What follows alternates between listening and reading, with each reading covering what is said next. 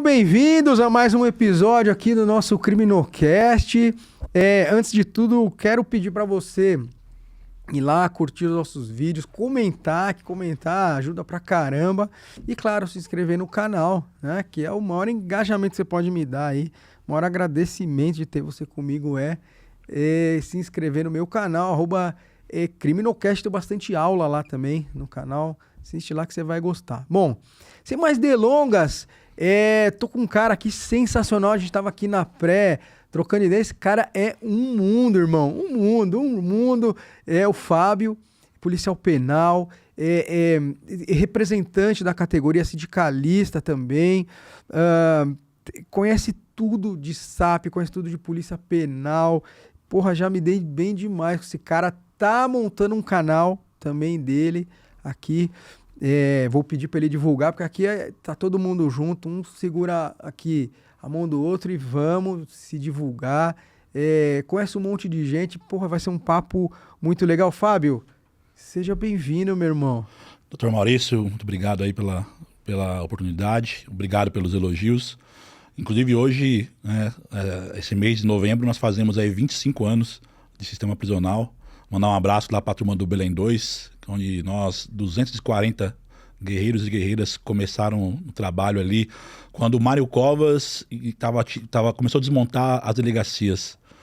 E estamos aí 25 anos, eu falo sempre isso quando eu vou em algum podcast.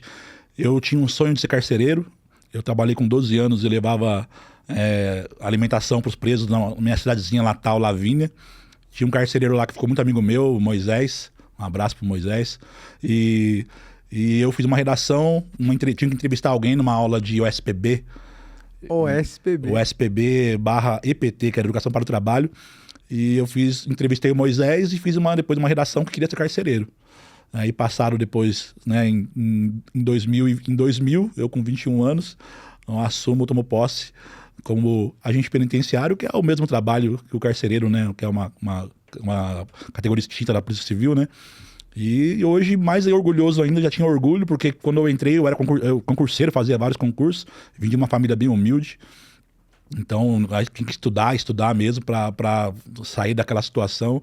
E quando eu entro no sistema, eu na verdade, me apaixonei e não fiquei mais. E desde 2017 estou como presidente do antigo CIFUSPESP, Sindicato dos Funcionários do Sistema Prisional, e agora Simpenal, Sindicato dos Policiais Penais do Estado de São Paulo. Então vai ser um prazer aqui a gente discorrer sobre o que você quiser saber do sistema, também à disposição. Aliás, você tá falando de concurso, esse é um canal de concurseiro, né? É uma coisa que eu pergunto para todo mundo. Como que foi sua caminhada de concurseiro? O que caiu? O que você prestou? Era um concurso concorrido? Olha, interior de São Paulo, mesmo que eu entre em 2000, ainda tinha detenção. Mas depois que desativou a detenção, então, na verdade, o governo de São Paulo, na época, transformou várias cidades em mini carandiruzinhos, né, vamos dizer assim. E naquela cidade nossa, então, eu tenho 5 primos, né, policiais penais, até então, na época, agentes penitenciários, vários amigos, então todo mundo na cidade era agente penitenciário. Quando o Fleury deu aquele reajuste de 111%, eu vi a colega meu que tinha um Monza comprar uma Honda Estrada, que era a moto da época, e o concurso na época, eu fiz o da PM, eu reprovei da PM no psicológico, eu fiz da Civil, de investigador, também reprovei, e fiz o da SAP. E tinha outros também, fiz o da Polícia Penal Federal, agente penitenciário federal também. Só que depois que eu entrei no da Penal mesmo, em 2000, eu era do interior de Mirandópolis, vim trabalhar aqui no Belém, em São Paulo, ali na Zona Leste. E então, assim, como disse aqui, me apaixonei.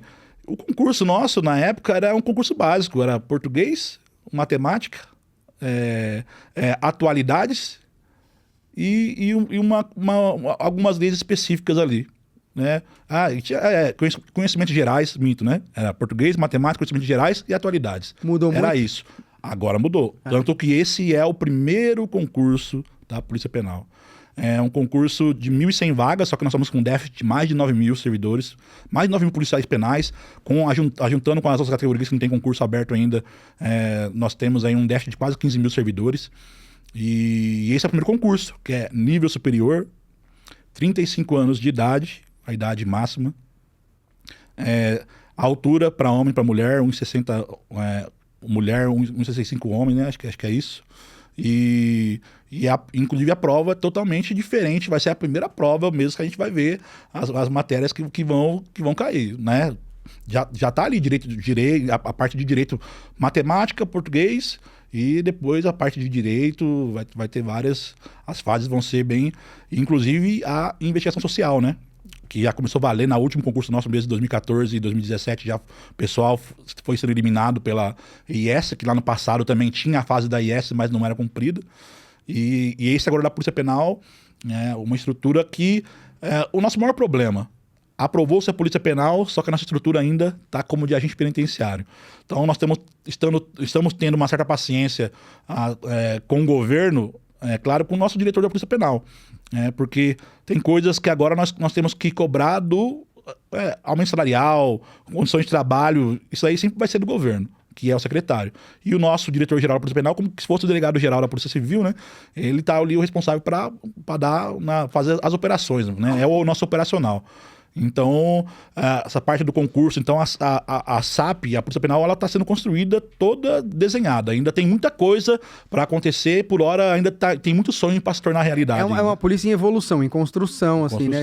Acho que das três é a polícia que hoje em mais construção. Aliás, das quatro, né? Porque agora a Polícia Municipal vai ser uma polícia também, né? Mas eu acho que ela já é mais estruturada, ela já tem mais o lugar dela, digamos assim, administrativamente do que... Por que pareça, São Paulo, olha só, tem um diferencial com todos os estados.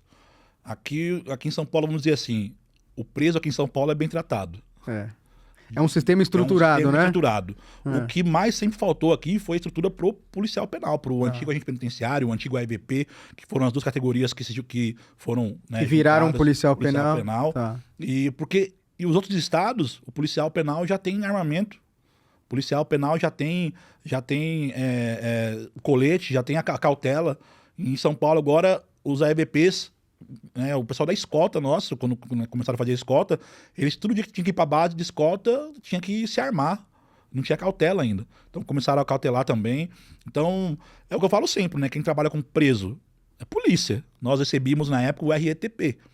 Regime Especial de Trabalho Policial, que a Polícia Civil recebe, que a Polícia Militar recebe, né?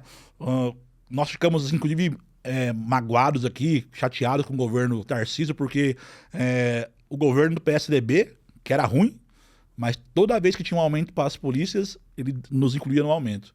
E foi a primeira vez na história que o governo Tarcísio, que sempre falou da Polícia Penal, sempre falou da Segurança Pública, e na campanha fez promessas, e quando foi dar aquele reajuste, que não foi bom para ninguém também, mesmo da Civil, só que o nosso foi pior, o nosso foi 6%.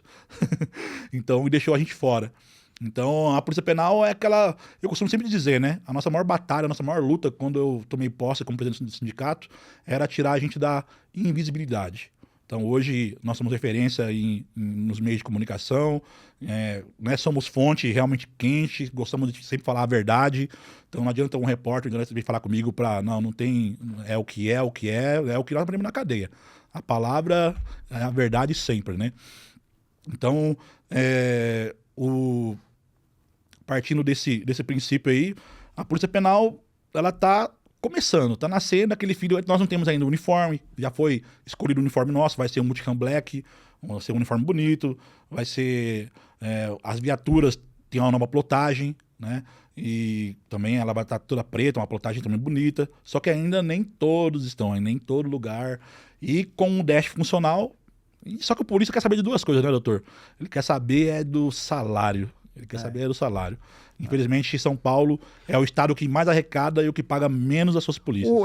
É o drama, né? É o drama de ter um reconhecimento... Tem várias formas de reconhecimento, mas o reconhecimento salarial, de fato, é o mais importante. E você trazendo aqui questões de legitimidade, né? É uma polícia que busca se construir e que hoje busca essa legitimidade que os diversos atores políticos e estruturais trazem pra gente aqui, né? E o doutor falou algo importante, e nós temos que entender, eu sempre falo pra categoria nossa que muitos ainda não dão valor à Polícia Penal, Porque uma coisa é a polícia penal que nós queremos, a polícia penal que nós sonhamos, a que nós lutamos lá em Brasília. Nós conseguimos mudar a Constituição na luta. Na luta. E o apoio e o trabalho foi totalmente das entidades classistas. Porque não foi governo.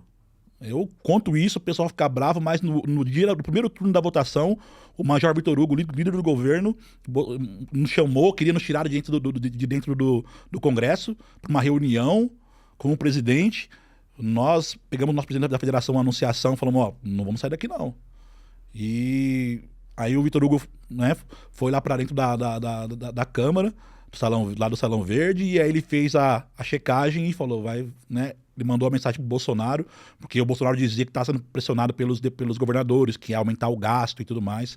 E aí o Bolsonaro até escreveu para ele assim, ele nos mostrou, manda voltar essa pi logo. Caramba, e aí voltou e saiu. Aí, porque, na verdade, o trabalho que nós fizemos ele foi super partidário. A segurança pública, ela não tem partido, né, doutor? Segurança pública é responsabilidade de todos. E é direito do cidadão, do contribuinte, que paga seus impostos. E a Polícia Penal sempre esteve nesse meio da segurança pública. Então, só que a luta lá atrás, quando começou essa luta por polícia penitenciária, que era até o nome que o pessoal brigava, eu tenho uma reportagem lá no sindicato de 92, o nosso presidente do sindicato mandando uma carta para o Itamar Franco, e teve uma reunião em Brasília com vários sindicatos, ainda não tinha federação. Então, lá em 92 já se discutia. Porque tem um pessoal nosso ainda que fica assim, mas o que melhorou, o que mudou com a Polícia Penal? Aí nós temos que separar a questão de segurança jurídica para poder atuar, porque muitas coisas que nós fazíamos, nós não estávamos habilitados para fazer. Os CDPs mesmo, eles foram inaugurados, até então quem ia fazer a escolta? A Polícia Militar. Quem cuidava dos murais naquela época? A Polícia Militar.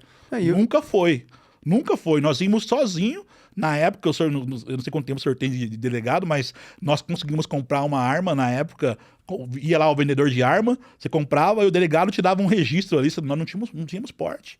Então, sendo que vários estados, como eu disse aqui, já tinham o porte. Então foi essa luta lá em Brasília para a gente conseguir mais de 15 anos. Começou com a PEC 308 de 2004, só que ela ficou parecendo uma lei. Aí tivemos, né, aí mudamos a estratégia, fomos para o Senado, onde o Cássio Cunha Lima, né, senador do PSDB, ele implementou a PEC 14, e aí voltou rapidinho, perdemos um ano por conta da intervenção no Rio de Janeiro, no ano de 2018, né, teve aquela intervenção, aí não pode mudar a Constituição. E aí perdemos esse ano inteirinho. Aí em 2018, né, em 4 de dezembro foi promulgada. E aí é uma polícia essencial, porque ela tá ali. Se você for olhar, e aqui puxando um pouco a sardinha para criminologia, do ponto de vista da criminologia, essa parte que a gente chama de criminologia clínica, ou seja, aquela intervenção direta todo dia no processo de trabalhar, né, o apenado, de quando ele entra no sistema como um apenado, para quando ele sai, uma pessoa que em tese reformada, é todo feito no âmbito da Polícia Penal. Vocês são os heróis que estão lá nesse todo dia com o cara. Se alguma coisa dá certo no processo do cumprimento de pena, dá certo por causa dos profissionais da Polícia Penal, né? Olha, e essa é a parte mais difícil da nossa profissão. É aquela coisa de você separar a pessoa do crime. Porque, né, eu mesmo, lá no passado, todo mundo tinha curiosidade, antes de você ser policial, você assistir da Atena, você via os crimes, depois quando você entra no sistema, você não quer nem ver mais disso daí. Né, porque eu costumo dizer sempre, nós temos o probatório, que são 3 anos, mas eu costumo dizer que em 5 anos o policial penal vai estar ali entendendo o que é. Como todo policial, quando você prende aquela pessoa, você está prendendo porque ele cometeu um crime.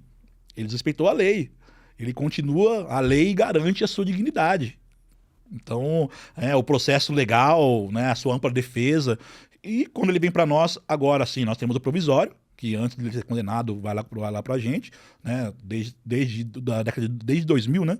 E a Polícia Penal tem esse tirocínio que é bem diferente da civil, da militar, da federal, de todas as polícias, que é o contato direto com o preso. Então, hoje mesmo, nós estamos aí com uma superlotação que existe. 88% das cadeias aqui de São Paulo, né, estão lotadas, né, superlotadas. Pega a Pemano, semiaberto lá de Tremembé, está com 3.000 mais de 3 mil presos, e aí você vai ver no plantão 4, 5, 6 policiais penais. Quem que dá o atendimento?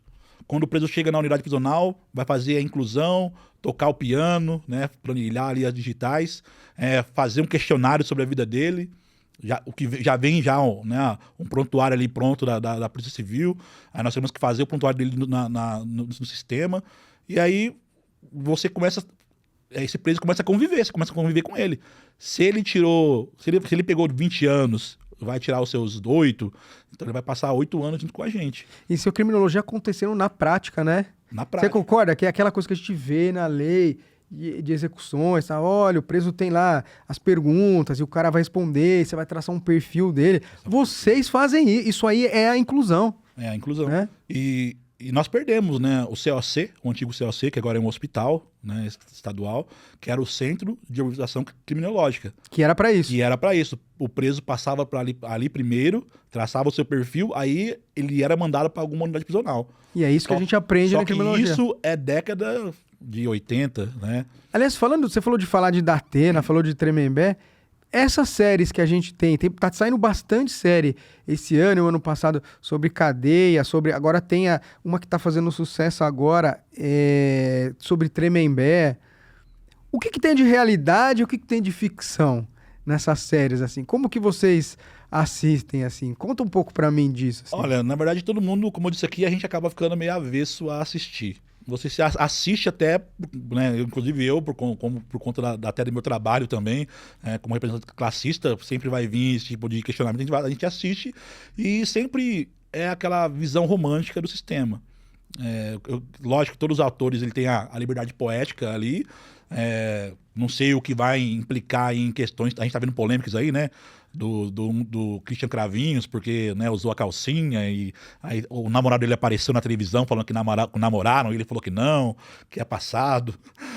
Mas tirando isso, a vida no presídio.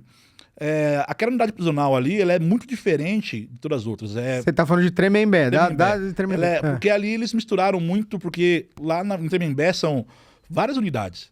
Tem a feminina 1, a Pelletier, a feminina 2, que é a mais nova, que é esse modelo novo que até a ministra Carmen Lúcia, na época que era presidente do STF, veio inaugurar aqui com o Alckmin, que são pavilhões, tem a ala de maternidade. Aí nós vamos ter a P1 de Tremembé, é uma unidade bem pesada, onde tem liderança do PCC. Aí nós temos a P2 de Tremembé, que é essa, que falam que é dos famosos. E nós temos a P-Mano, que é o semiaberto. E ali eles fazem, parece que é o mesmo ambiente, né? Parece que, inclusive, as estruturas são iguais. Inclusive, a P2 Tremembé tem o fechado e tem um regime semiaberto na frente. Então, você percebe que ali, acho que a história é contada meio como eles estão no semiaberto, né? Fica meio... porque a unidade prisional mesmo, a P2, não é naquele formato que tem ali, naquela formato de celas. O semiaberto já tem mais o alojamento. Aquele ali parece mais com um semiaberto. Duas coisas que me veio na cabeça era isso. Primeiro, aqui o pessoal fala, é a prisão dos famosos. É essa unidade, é a P2 de Tremembé. P2 de Tremembé. Essa aqui. Aí, por conta da Suzane von Richthofen, lá no canal de Jatobá, também criou essa lenda das unidades femininas, né? Que também são dos famosos, né? Mas a dos famosos, mais mesmo, até no nosso... Apesar que para nós, preso sempre vai ser preso. Sendo rico ou sendo pobre, ele vai ser preso. Ele é preso, né? Foi condenado, né? Hoje é pessoa PPL, né? Pessoa privada de liberdade. Né? Agora é o politicamente correto. Mas, inclusive, a minha opinião como policial penal, eu até discordo desse formato, porque são presos. Se a Constituição falar que todo mundo é igual perante a lei, não tem que ter uma cadeia para quem é famoso. Agora sim, São Paulo adotou um regime de conter danos. Então, hoje, as unidades prisionais de São Paulo, nós temos a unidade prisionais que tem os jacks, né, os estupradores, artigo 214, 213. Nós temos unidades para aquelas facções que não oferecem perigo muito para a sociedade aqui fora, mas elas existem dentro dos presídios, né, que são Cerol Fininho, que são, né, até pessoas que saíram do PCC, de outras facções. Nós temos no passado, nós já tivemos aqui também o CV, ADA, mas teve um acordo de São Paulo com o Rio de Janeiro e foram para lá. Seita satânica existe Seita ainda? satânica. No Belém, quando começou o Belém, a gente pegou muito esses caras lá, cortava os dedos, jogava sangue lá no altar deles.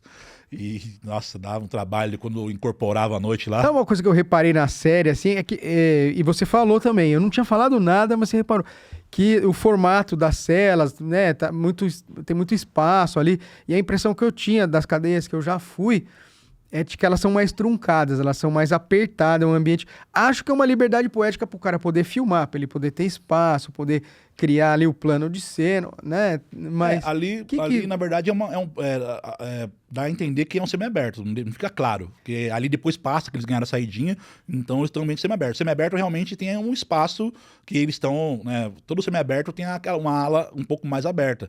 Os semiabertos antigos, né, os antigos, como Mirandópolis, a minha unidade tem uma ala de semiaberto, mas daquela forma, aquele formato ali, aquele verdinho, aquelas coisas ali, é mais a liberdade poética mesmo, até para atrair. Porque cadeia é lugar ruim, não é? E aquelas oficinas ali, tem bastante isso aí? Ou é dali mesmo? Olha só, todas as unidades prisionais de São Paulo hoje tem um tipo de trabalho. Né? Hoje o que está mais... Inclusive os presos estão ganhando o dinheirinho deles lá, e a sua remissão também, umas unidades que estão fabricando cigarro de palha. Tá. Então, e aí tem as unidades, igual, você pega a Tremembé, tanto feminina como masculina, tem a parte da costura, a parte da FUNAP, que aquela parte é real. Aquela parte é real. Inclusive, fabricam uniformes, os nossos uniformes, né, do antigo ASP, do antigo AVP, uniforme da GCM. Se o senhor for ali na SAP, o senhor vai ver lá os modelos, logo entrando no prédio da SAP, na Líbero Badaró, você vai ver ali os uniformes que São Paulo, que a FUNAP fornece e são feitas pelos presos. Antigamente uma lojinha da FUNAP, você lembra? Tá ali ainda. Tá lá. Tem essa lojinha. Caminhas de cachorro, várias coisas que os presos fabricam. Tinha uma unidade dessa loja ali em frente ao TJM, antigamente. Agora tá fechado. O engraçado é assim, né? Na rua ninguém trabalha, chega na cadeia, o nosso maior atendimento lá no pavilhão, quando tá trabalhando, o preso querendo trabalhar. Porque, na verdade, ele sabe a remissão da pena, para não ficar no dia a dia da cadeia também, né? O cara quer se jogar, quer estudar, o cara que não tinha era analfabeto, sai da escola, né? Alguns saem com faculdade da escola. É isso que eu ia perguntar. E aí, e os programas escolares também, implementando, tá... Me parece que é um sistema que tá tentando se inventar. Olha, hoje os professores são da categoria O. Então hoje está vinculado ao... Antigamente nós tínhamos o pessoal da FUNAP, hoje é um convênio, uma parceria da SAP com a Secretaria da Educação. Então são professores da categoria O que vão dar aula, só que tem o preso que acaba sendo um monitor também. Em alguns lugares o professor hoje não tem mais contato com o preso, tem uma tela, uma grade ele separando também para segurança do professor e também até do policial penal que também faz a segurança do local ali. Porque, como a gente diz, são presos, eles estão ali condicionados, então todo lugar tem que ter a ordem e a disciplina. E priorizar a segurança. Priorizar sempre a segurança, né? Na verdade, a maior briga que nós temos internamente dentro do sistema prisional com a questão de atendimento, da reabilitação, da educação, com a questão da segurança. Conciliar ainda mais agora que nós estamos com um déficit muito alto de servidores e quando tem um monte de atendimento. Como que você faz para movimentar 300, 400 presos que você tem 5, 6 pessoas no plantão? Uma coisa que me chamou a atenção, acho que foi até o governador que falou isso, agora, num podcast recente, ele falou, olha, nós temos um trabalho de laboraterapia com fabricação de imóveis, que todos os imóveis das unidades escolares aqui de São Paulo estão sendo fabricados nas unidades prisionais. Eu não vou me recordar agora aqui a unidade, mas muitas unidades, pessoal... O semiaberto da minha unidade tinha uma lá de Mirandópolis, eles reformavam e fabricavam também carteiras e mesas. CDP de Jundiaí, eles reformavam maca, né, camas hospitalares, né, e um trabalho também que era de excelência, e porque é o que sempre acontece, né, o preso hoje nós sabemos que tem a carreira do crime, crime organizado, tem o cara que vai começar ali na boca, né, o que vai lá dar, né, o aviãozinho e tudo mais, e tem aquela carreira. Mas tem aquelas pessoas, você pega cadeias que tem o artigo 121, né, o homicídio, você vai ver que, né, o cara saiu do serviço, foi do boteco, e aí o cara falou... Arrumou uma cutruca, tava embriagado, tinha uma faca, matou o cara, esse cara cai na cadeia, é criminoso, só que ele tem um outro perfil. Um outro perfil, até mais fácil da gente trabalhar. Inclusive, ele já esboça, né, inclusive um arrependimento, né, arrependimento logo, né, porque ele confessa o crime, ele tá ali, né, e ele vai tirar a cadeia, até tirar a cadeia mais de boa, apesar de ser uma pena, dependendo da forma da morte, tem uma pena bem longa também. Maior do que... Sabe uma coisa que eu reparei? Não sei se você percebe isso, e também na série, não é só nessa série, em várias. Você falou assim, pô, o cara às vezes ele quer trabalhar pra sair um pouco ali do convívio da cadeia e tal, não sei o quê. O cara há muito tempo assim, confinado, fica aquela puta fofoca, um fala do outro fala do um e tal, que é um pouco o que acontece na série, assim. Essa vibe de um fala do um, outro fala do outro é fofoqueiro, outro fica cuidando da vida do outro e tal. Essa dinâmica da série, você acha que isso é uma coisa que foi bem espelhada, assim, que espelha o ambiente carcerário? Do cara tá confinado ali, todo Acho mundo... que tem uma coisa que a gente pode explorar, que, né, o ser humano em si gosta de fofoca, mas o preso, o ladrão, como lá, inclusive, eles falam que é sumariar, mas é fofoca mesmo. Chegou um cara na cadeia, né, vai sumariar de onde ele veio, que quebrada que ele veio, qual que é o crime, e ali eles têm um tempo ósseo, né? Tirando essa parte da... Porque nós soltamos ali, né, o banho de escola um pouco mais cedo, 7 horas da manhã, né, 8 horas. Então, o pessoal que vai pro trabalho, sai do pavilhão 8 horas, volta ali às 3 horas. E o banho de sol, que é 2 horas de manhã, 2 horas da tarde, né? Então, assim, a maioria da parte do tempo eles estão confinados numa cela. Então, imagine só, né, se na pandemia, a gente falava aqui até há pouco antes de começar sobre a pandemia, se na pandemia as pessoas normais enlouqueceram, aumentou o número de divórcio, aumentou Maria da Penha. Imagine você conviver num ambiente que era para ter 12 e tem 50, tem 60, né? E celas que foi fabricadas para 3 presos, que depois teve a gente fala que a SAP fez uns puxadinhos, que era para 3, tinham 3 camas, viraram 9. Que das 9 tem 18 pessoas e o espaço é pequeno.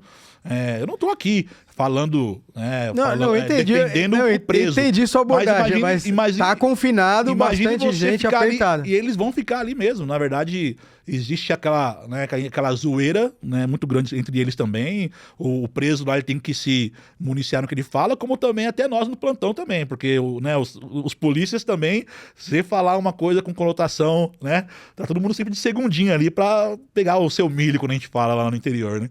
Então, mas essa parte evidenciou bem mesmo, né? Os presos, eles sabem muito um da vida do outro. Então, inclusive, eles querem compartilhar quando ganham alguma coisa no processo. E aí teve, né? E realmente, uma outra parte verídica dessa série é o Assir, né? Aquele prefeito, né? Que ele escreveu aquele livro, que inclusive foi proibido o livro.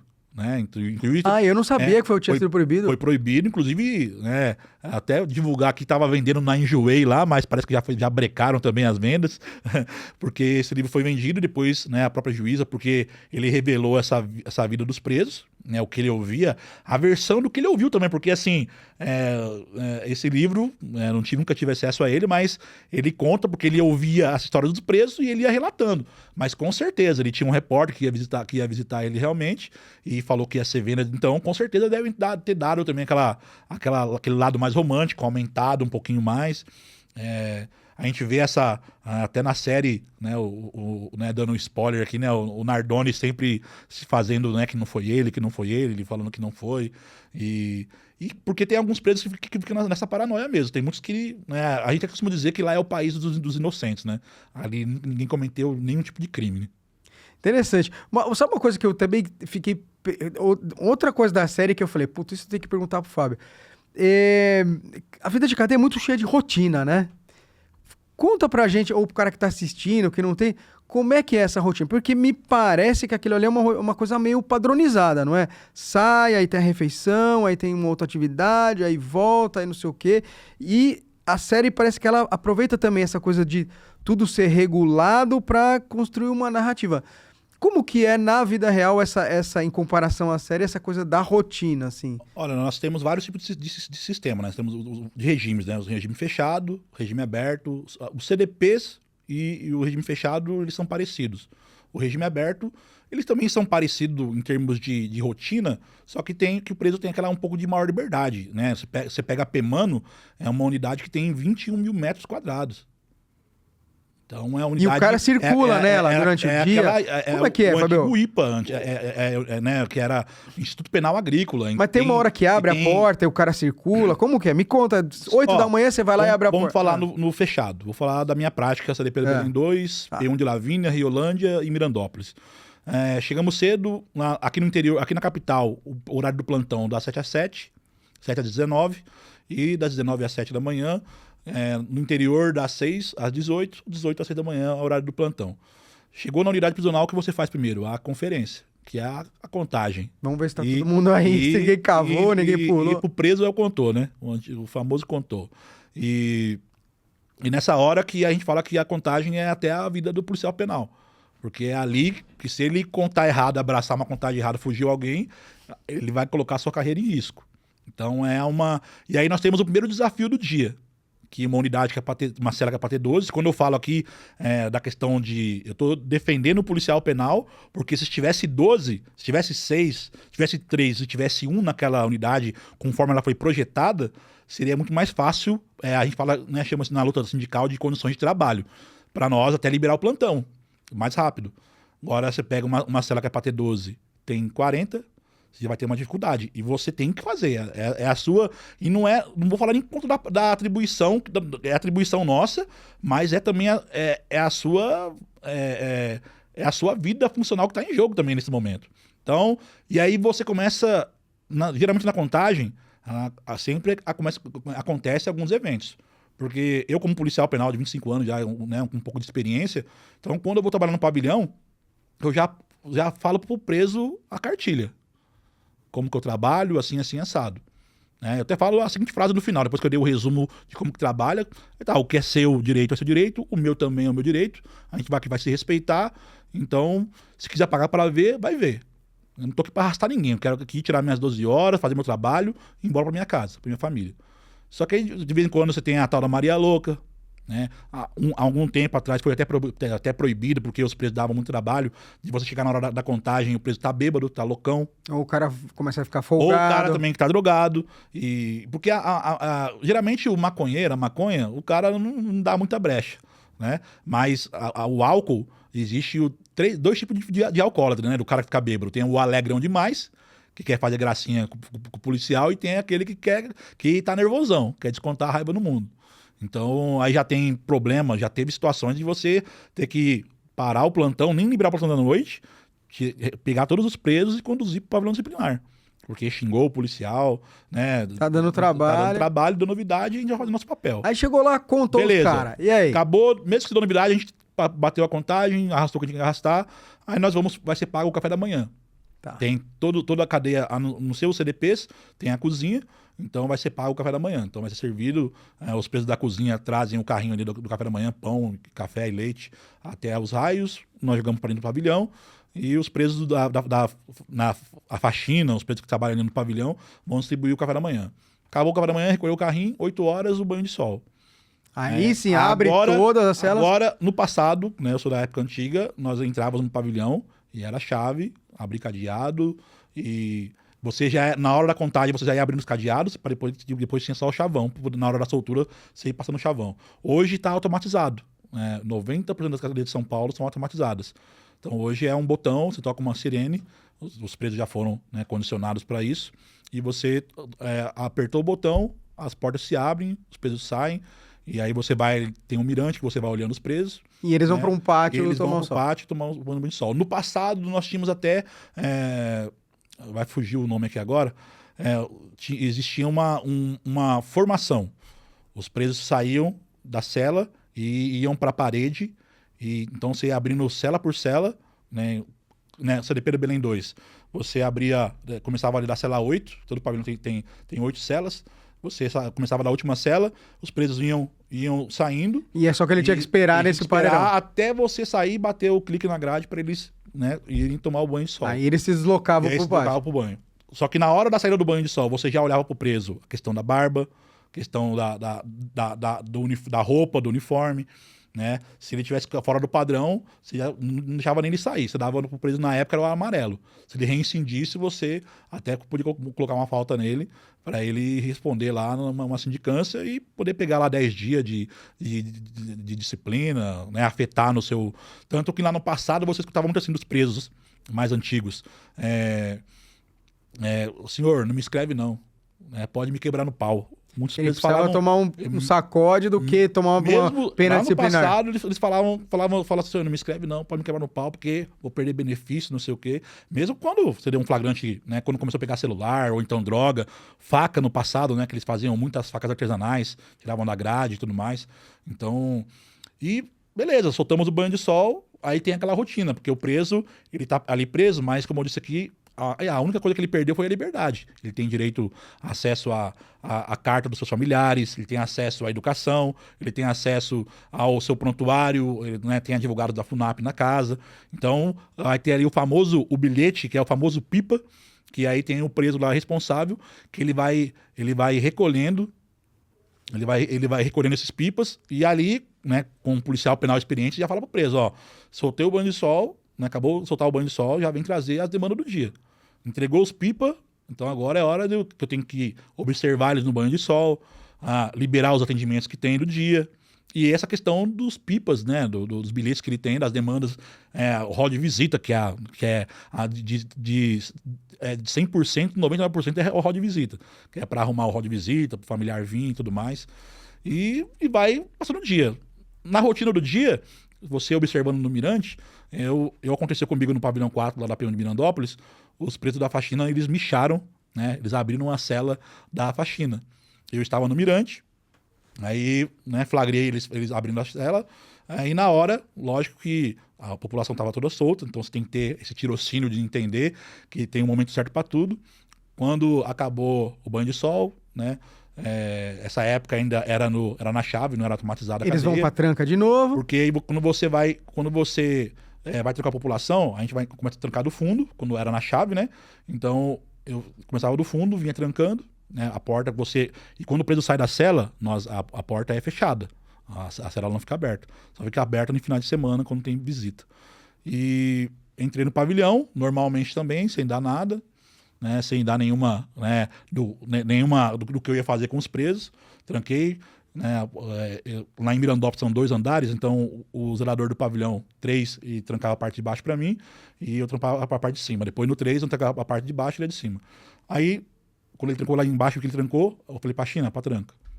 Ou seja, o que tá acontecendo? Porque ali era a preparação que eles, na hora que você tranca, eles vão lavar, fazer a faxina para pagar o almoço. E aí, não, senhor, mas o que tá acontecendo? Aí, ladrão, é meu trabalho, vai pra tranca. Tem que dar satisfação. Aí, beleza, os caras vão correr, dar aquela canseirinha básica, bateu, eu falei, pessoal, pode arrumar tudo coisa de vocês, tá bom? Não sei o que tá acontecendo. Eu falei, rapaziada, vou ter que chamar, naquela época não tinha o VAR ainda, né? Vocês micharam a cela, pronto, já fez, então agora vai todo mundo pro pote. Aí, naquele dia eu arrastei a faxina inteira do pavilhão 4, né?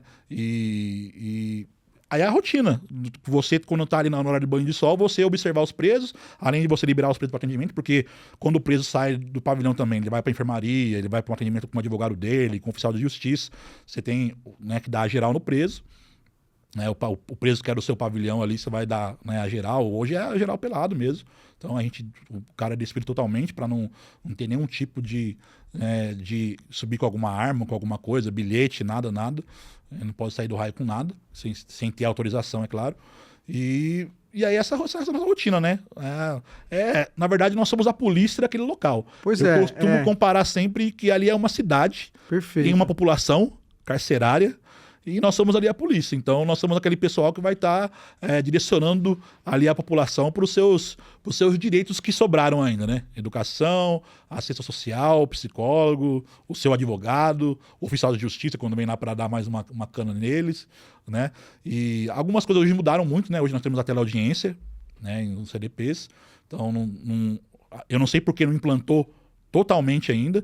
É claro que nós estamos fazendo um debate ainda, porque esse trabalho talvez não teria que ser do TJ, Porque um policial penal, ele tá ali atrás, sendo que, querendo ou não, quem é, né, quem teria que estar colhendo ali, né, porque o preso tem que assinar um documento depois, e porque a gente acaba acumulando aquelas funções que não são nossas também, Aliás, entendeu? falando nisso, mas isso quebrou um puta de um galho, porque você não tem que mais tirar o cara da unidade, leva pro fórum, traz. Pro Estado baratear custos.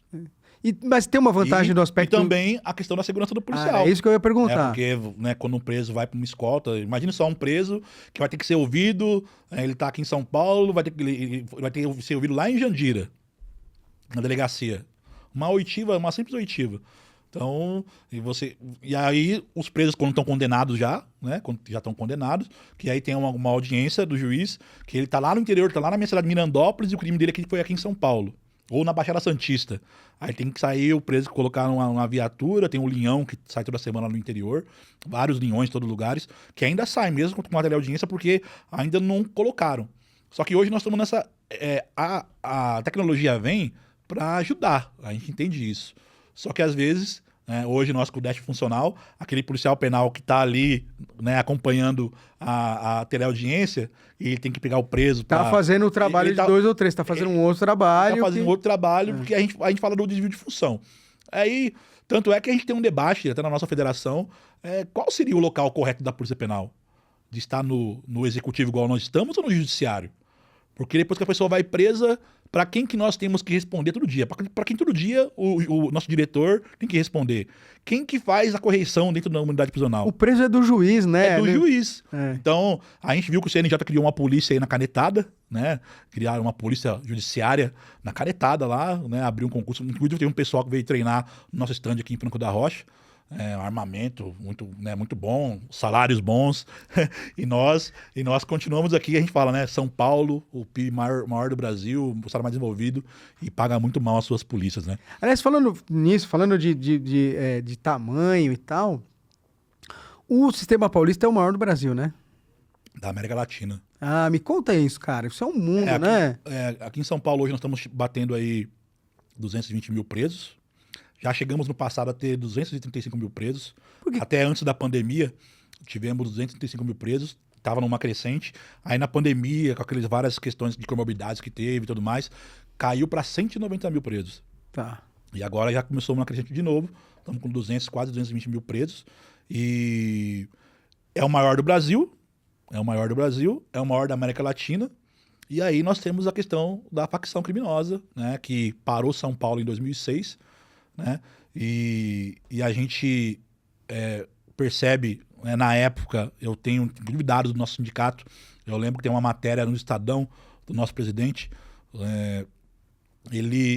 Otávio, inclusive falecido já, ele denunciando no jornal sobre que os presos começaram a se organizar depois daquela situação no Carandiru, e o Estado não admitia. E é difícil que o Estado não admite, ele não combate. Quantas unidades prisionais? Hoje nós estamos com 182 unidades prisionais. 180. Tem mais 2 prontinhas para inaugurar, só que não tem funcionário para inaugurar, né? Então vocês vão ficar com 184. Quantos policiais penais no estado de São Paulo? Então, juntando hoje com os AEVPs, que era em torno de 6 mil, nós chegamos a ter 34 mil policiais penais. Hoje nós estamos com 24 mil. A conta é mais ou menos essa, pelo menos uns 34 mil, sim. Não, hoje nós estamos...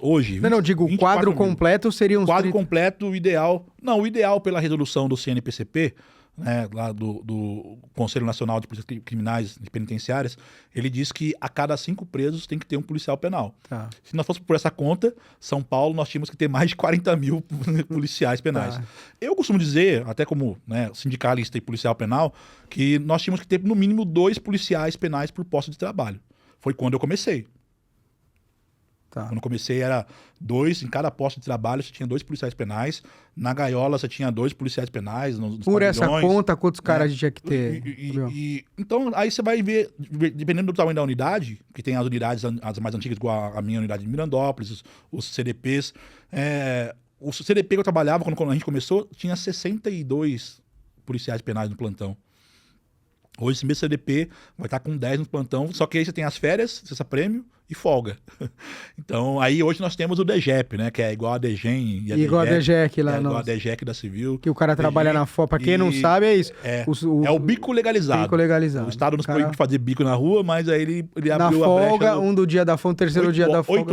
8 horas que você pode tirar diárias ali pra fazer esse bico que paga, inclusive, paga mal, porque ainda bem, no nosso está descontando imposto de renda ainda, as nossas ações estão correndo Estão ainda. andando. Mas o Estado aprovou uma lei para tirar da civil e da militar e para nós ainda não tirou, né? A civil tá tirando, tá fazendo ainda? Não me lembro, Não lembro. porque A militar eu tirou. lembro que a nossa DGEC teve uma época que tinha para delegado. Eu fiz. A gente foi fazer, fomos fazer, acho que na DDM, alguma coisa assim. Mas agora não tá tendo só para os operacionais, só para escrivão, investimento. Eu não sei como é que tá sendo o pagamento lá, confesso para você. Eles vêm fazer, nós temos o DGEC lá também. Tem muito colega lá que vem cobrir também os nossos... Só que essas coisas, a gente fala... se o legislador na época criou... Lógico que o nosso plantão também é horrível. Não sei se o senhor concorda, porque um dos melhores plantões para as polícias é o plantão 24 por 72. Nós defendemos isso, estamos levando essa demanda para o nosso diretor-geral da Polícia Penal, porque tem unidades que vão fazer um experimento. Só que hoje tem uma questão que é o déficit funcional. Aí é difícil mexer, né, na escala, né? Porque não tem gente. Como você vai fazer? Porque o correto de uma escala 24/72 é você dividir em 3 turnos, um turno trabalhar, outro de prontidão e o outro descansando. Porque nessa escala o policial vai poder descansar. Né? Só que a gente vê que em alguns estados que tem essa escala, que a gente está vendo que esse descanso na verdade não acontece.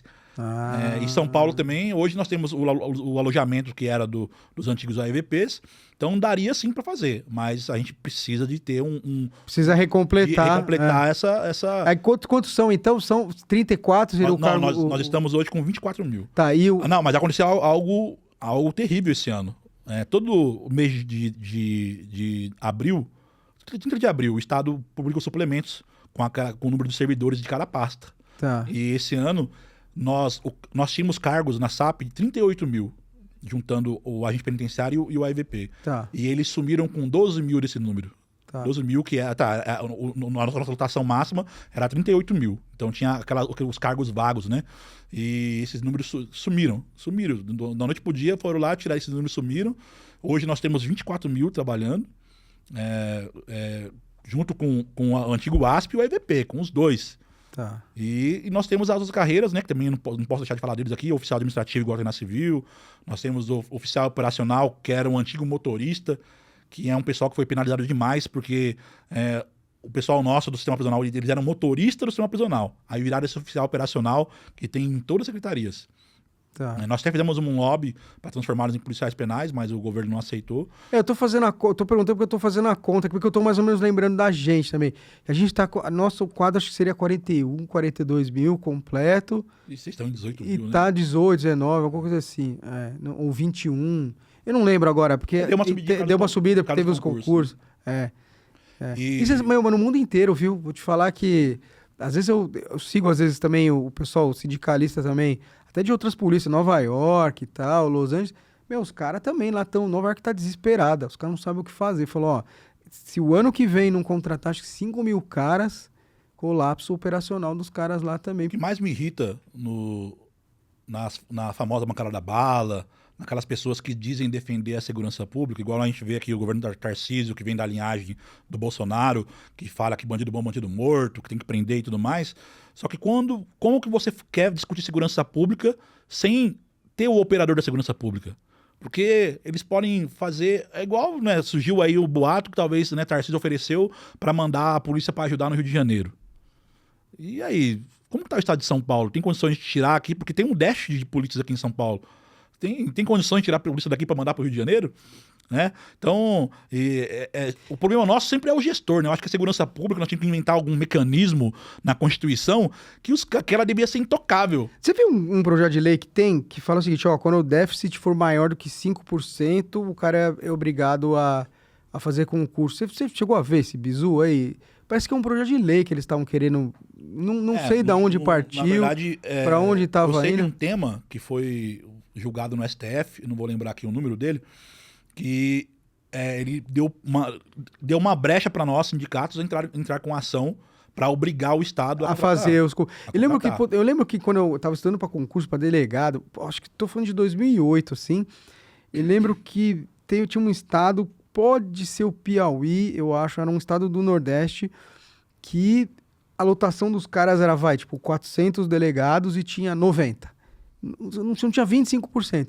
E aí o Ministério Público entrou com uma ação, conseguiu ganhar e obrigou os caras a contratar, a fazer concurso. E eu lembro que teve um concurso grande, eu não lembro que estado que é agora, e eu lembro que teve colegas que passaram lá e eles contaram a história. Falou, porra, meu, lá a carreira vai subir porque quase não tinha delegado. Pode ser que seja alguma coisa parecida com isso. Nacional mesmo não tem, não tem algum mecanismo, porque eles sempre falam, né, uma lei federal, uma lei porque né, de cada estado tem a sua, né, igual está sendo a PEC da segurança pública agora, né, que dizem os especialistas, alguns que o governo quer mexer na autonomia dos estados. Só que aí você vê o discurso hoje para até o Derrite defendendo, o pessoal defendendo para ser terrorista. Só que se é ter um carro de terrorismo, então vai ser federal. Não vai ser o Estado, então, porque terrorismo é combatido nacionalmente. Inclusive, também você pode dar, segundo, né, alguns estudos que nós já fomos, né, dar uma pesquisada, vai dar brecha para até a autonomia do país também. Esse deslocamento de atribuição aí diz que pode criar um problema, né? Criar um problema. Então, por isso que... Os críticos da PEC falam isso, né? Que nós vamos cair naquela questão da população saber votar.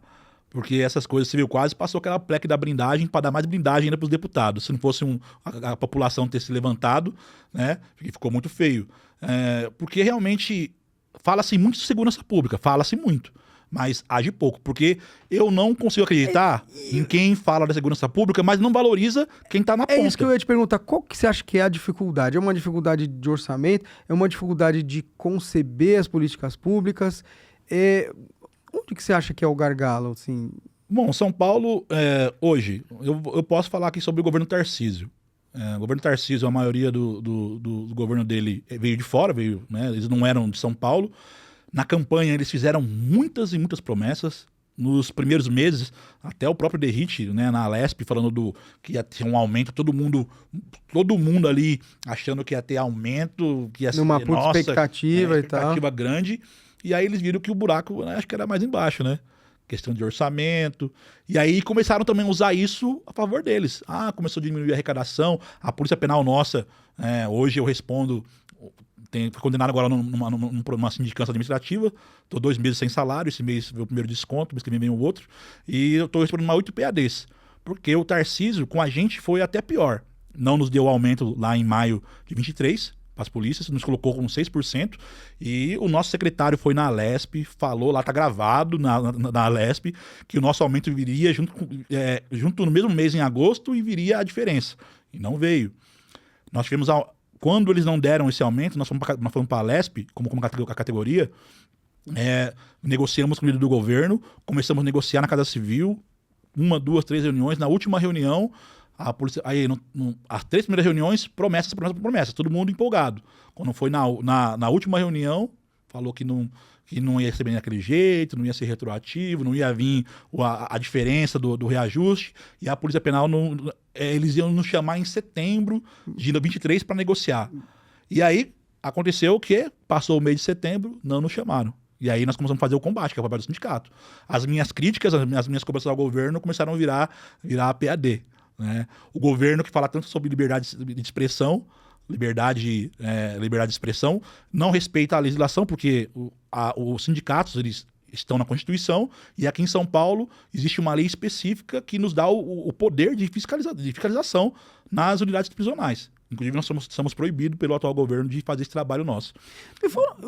As GCMs têm também essa dificuldade? Como que isso acontece nas câmaras municipais? Você acompanha isso também? Assim? Olha, os GCMs, eu falo que né, os policiais, né, os policiais aí municipais, eles estão vindo numa evolução muito grande, né? Porque você sabe que me surpreende. Representação, algumas cidades já estão colocando GCMs para comandar, porque outra mentira do governo Tarcísio foi justamente isso, que ele falou que ia colocar pessoas técnicas em cada pasta. Na nossa pasta, né, com todo o respeito que eu tenho aos coronéis, mas ele colocou um coronel. E se fosse um policial penal, até então a época, né, agente penitenciário, hoje, só da mudança de nós termos um diretor-geral da Polícia Penal que está comandando, né, a parte operacional da Polícia Penal, já está diferente as unidades. A única coisa que ele pegou, né, esse bonde andando, que está com um déficit funcional imenso, que está com uma superlotação, que tem um crime organizado, né, e bem organizado em São Paulo. Então, a dificuldade imensa para realmente fazer essa roda girar. Se não fosse realmente o trabalho daquele um que vai hoje na unidade prisional, está lá no plantão agora, que era para ter 10, 15 com ele está fazendo serviço de 10, está assumindo 3, 4 pavilhões sozinho. E aí quem perde com isso? A população. Por isso que eu falo. Acho que a população deve ter aprendido um pouco, né? Aquela velha questão da teoria e da prática, né? A pessoa falar e realmente fazer. Aquilo acontecer do jeito que foi planejado. O que eu quero ver, né? Eu estou esperando. Na verdade, o governo do Tarcísio ele tem ainda mais um ano, né? O ano que vem, porque ele disse, né? A promessa dele, que as polícias de São Paulo seria o 10º melhor salário do país. No Brasil. E na Polícia Penal, o 10º melhor salário é uma polícia, não vou lembrar aqui corretamente, mas paga 14 mil reais. Tá. A que ganha mais, né, no estado. E a primeira, você diz, do Brasil? Do Brasil. A 10ª vai estar em torno de 9 mil, 10 mil ali inicial. Então teria que chegar aí para chegar na promessa. E o delegado, né? O delegado, você vê... Eu acho que é isso também. Campo Grande, eles estão ali no teto do salário do governador, né? Alguns estados. Então, e o policial militar? Então, só que para ele chegar nisso ano que vem, ele vai ter que dar 2 dígitos. E as guardas, como é que conseguiram chegar onde Olha só, as guardas... isso me intriga, sabia? Mobilização. Foi igual, como a gente. Né? Como que a gente conseguiu a Polícia Penal? Mudar a Constituição. Mobilização. E os guardas municipais, eles estão bem unidos nessa situação. Eles têm, olha só, são vários sindicatos, porque são municipais. Pois é isso que eu ia falar. E eles têm uma federação. Eu conheço pessoal aqui do Sindicato de São Paulo. Inclusive, posso até né, indicar para vir aqui no podcast. Quero ouvir a experiência. Eles começaram a se organizar e o governo federal, inclusive, né, foi o primeiro a soltar aí da polícia, né, municipal, né, foi falar da GCM, reconhecê-los como ali no artigo 144 da Constituição, igual estão todas as polícias. Então, eles começaram a ter, porque eles prestam um serviço real, inclusive um trabalho de auxílio até às demais polícias. Né? Você vê aí, inclusive, que eles têm até os seus grupos de elite, né? Uhum. A Romu, né? Chamam Romu em alguns lugares. Então, eles contribuem sim para a segurança pública. Né? Eu acho. Mas organização, na verdade, é nenhuma categoria, porque eles são bem organizados. Era essa? São bem organizados. Eles têm vereadores eleitos. Deputado estadual aqui em São Paulo não tem, mas federal tem alguns deputados que encampam também, como nós também não temos deputado estadual e nem federal, mas tem alguns deputados que encampam também a luta deles, né, para dar essa visibilidade, né. Bom, uma outra coisa que eu tenho curiosidade de saber dos policiais penais, vocês têm uma Cadepol de vocês, uma escola de polícia, como que é essa questão da profissionalização? Quando eu entrei, chamava-se Acadepem, tá. Academia Penitenciária. E hoje, aí nós tínhamos a antiga EAP, na época de agente penitenciário, e agora estamos com um monte de sigla que a gente ainda não está decorando, mas agora nós temos uma coordenadoria de educação e cultura, onde ali vai ser dado o treinamento para os novos policiais penais, especialistas dos concursos. E agora o nosso curso também, outra coisa que eu tenho que falar aqui dos concursos, que agora serão 9 meses de curso de formação. Antigamente dava 3 meses. Hoje, agora será 9 meses. Então, nós teremos policial penal mesmo em São Paulo, aquele que saiu do concurso, enquanto está tendo aqui o nivelamento, né, a transformação na categoria. Somente em o ano que vem é o concurso, né? Ainda vamos ter esse cara provavelmente final de 27, início de 2028. Porque você tem uma lacuna de pelo menos 9 meses, é a Cadepol. Onde que é a Cadepol? Os concursos, porque agora nós estamos com um problema aí, né? O estado de São Paulo não teve vaga para mulher. Você vê alguns julgados no STF aí que falam que tem que ter um número de mulheres, né? Uma porcentagem. Vagas também para PCD, algumas divergências, porque eu já vi que na Polícia Civil tem vaga para PCD. Por que na Polícia Penal não? Porque hoje o policial penal pode fazer trabalho administrativo. Né? Lógico que nós, enquanto sindicato, nós não vamos entrar com nenhum tipo de ação, porque esses 1.100 policiais penais que virão, eles vão ajudar em muito a categoria nossa. Né? Porque a gente vai ali entrar com alguma coisa para melar o concurso, né? E é claro que nós não representamos também, acho que nós não temos nem o direito de fazer essas ações, né? mesmo uma ação civil pública, né? Porque nós representamos policiais penais, então aí seria uma questão mais para um grupo de concurseiros ali, né? Que quisesse entrar com alguma ação. Porque nós também não podemos jogar contra o time também. Eu falo pro pessoal, é igual o pessoal que fala, pô, vai lá no... Eu vi hoje a Band publicou no Facebook deles lá, a Band do Vale, o concurso da Polícia Penal, e eu vi vários comentários do pessoal, eu fiz uma live no meu canal sobre o concurso, o pessoal, nossa, pô, ninguém vem não. Eu falo pra todo mundo, eu tenho que reconhecer a luta. Tem uma questão nossa que é a luta, uma questão que é a nossa profissão. O que eu gosto, o que eu amo fazer. Uma questão é o quanto eu ganho e o quanto eu tenho condições para executar o meu trabalho, que é uma outra luta, né? Aliás, perguntando, você está falando do seu canal, tal, como que é isso? Como que você está estruturando um canal? O que você anda fazendo nessa questão, assim? Olha só, na verdade, a rede social, ela é um meio de informação, né? Então, aí na pandemia, todo mundo aí, né, trancado, o sindicato continuava fazendo o trabalho dele, né, a Polícia Penal não parou de trabalhar, as polícias não pararam de trabalhar, então nós tínhamos que dar aquela assistência. Nós perdemos 125 companheiros, né, policiais penais para o Covid, enquanto morreu 66 presos. Você vê que o nosso trabalho, inclusive os sindicatos tiveram que entrar com ação judicial para brecar as visitas, porque o governo Dória ficou com medo, porque quando o Decrim anunciou que não ia ter a saidinha em março de 23, o senhor vai lembrar teve várias rebeliões no semiaberto.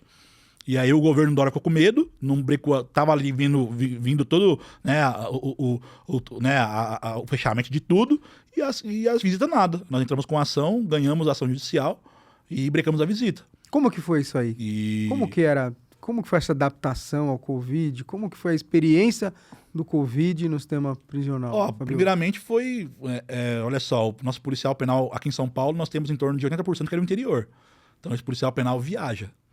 Então imagina ele ter que continuar fazendo essas viagens com a doença acontecendo e, né, aquele monte de contra-informação, de má informações, né, de desinformação e foi um momento muito delicado e difícil. Inclusive você vendo colegas morrerem, colegas tombando, né? E o Estado dando todo um amparo para a população carcerária e nós tivemos que entrar com ação judicial até para o Estado comprar máscara, para o Estado comprar luvas, para o Estado comprar álcool gel, né? Enquanto ele fazia, inclusive a população carcerária, né? Porque teve, né, visitantes que foram na minha rede social, né, xingar os sindicatos, mas quando a gente pensou na ação judicial para brecar a visita, era para proteção de todos, tanto do policial penal, porque se o familiar também se desloca e vai até a unidade prisional, ele também poderia levar o vírus, tanto passar para nós, porque nós temos que revistar os familiares quando vão na unidade prisional, e para o preso também. Tanto que nós entramos depois de novo. Quando o Estado liberou, deu uma liberadinha, entramos com outra ação de novo para proibir. Porque não tinha sido aberto totalmente, eles liberaram ali a visita. E aí teve, né? Teve um programa que até a SAP ganhou agora um prêmio Inovare, que fez a conexão familiar, que era a visita por videoconferência. Isso tá andando, tá funcionando? Não, ela cessou em algumas unidades. Eu não vou lembrar agora, tem algumas unidades que tá tendo ainda. Mas na maioria ela cessou, não tem mais. Por quê? Isso era inconveniente? Era conveniente? Não, porque na verdade, imagine só, porque os presos tinham que ir até um lugar porque eram duas coisas. Eles inventaram a videoconferência, a visita, e também o e-mail. Então o familiar, em vez de mandar carta, mandava e-mail. E começou a virar, e aí aquela velha questão, quando você lança um projeto, e, né, como eu dizia ali na Copa lá do Mundo, não combinou com os russos, né? Quantos e-mails por mês? Por semana? Porque o familiar, ele quer fazer direto. Quem vai abrir? Quem vai ler? Quem vai ler? Porque nós temos nós temos que censurar essas coisas também. Tudo que entra na cadeia é censurado. É um trabalho que nós fazemos. A visita também virtual. O preso vai sair do pavilhão dele. Ele vai até o local onde tem o computador. Você viu que na série tem uma parte acho que é a Jatobá que tá fazendo uma visita, não é isso? Porque naquela época... Não, na série parece que ela tá usando computador irregular. Ela tinha acesso ao computador e ela entra ali pra falar com o filho dela. Tava falando então, mas pelo que eu vi na série, ela tá tendo uma visita que ela podia fazer, porque acho que ela tá conversando com alguém, com o advogado, com alguém, e aí entra o filho. Aí ela fala, com o filho você não pode falar, porque você... não é um lance assim? Tem essa parte também. Mas hoje não tem mais isso. Como que... Mais. Porque você vê acho que uma das partes ali da série que peca um pouco é justamente nisso, né? de não colocar o tempo que aconteceram aquelas coisas, né? Porque vai desde 2000 até agora, né? Praticamente. Tem então, um arco evolutivo ali do que era o sistema... do que era e do que é hoje. Muitas coisas mudaram, né? Então, e teve a pandemia também. Que interessante. O Roger Abdelmassif, ele foi para lá. Ele foi depois, né, por causa das comorbidades, ele foi pra rua também por conta da pandemia. Das comorbidades que ele tinha. Não só ele, como vários outros presos também foram. Que interessante. A gente percebe pouco na série esse arco evolutivo do que era o sistema prisional. E olha que interessante, teve uma denúncia no Fantástico. Lembra aquele desvio, acho que foi no Rio de Janeiro, e a empresa era de São Paulo, que 2 empresários desviaram lá não sei quantos 500 milhões da compra de vacinas. Esses 2 estavam no CR de Araçatuba. Foram lá pro CR de Araçatuba. Os 2 empresários que foram presos na operação. E eles conseguiram falsificar um atestado por causa da comorbidade, que até isso alguns presos fizeram também na época, né? Falsificar o atestado que tinha alguma comorbidade para poder pegar o benefício que o CNJ, né, concedeu na época, né, para os presos. O sistema prisional, com tudo que nós passamos aqui ainda em São Paulo, o sistema prisional de São Paulo ainda é o melhor do país. Ele peca nessa parte do cuidado com o servidor, das condições de trabalho do servidor. Então, tanto que na pandemia, como eu disse aqui, né, 125 policiais penais tombaram, né? E servidores do sistema também teve oficial administrativo, teve oficial operacional, e somente 66 presos morreram.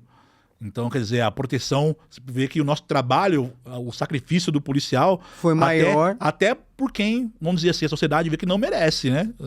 Porque os presos ali dentro da unidade prisional, a partir do momento que o Estado prende a pessoa, ele passa a ser do Estado. Então, o Estado ali na ponta, quem que é?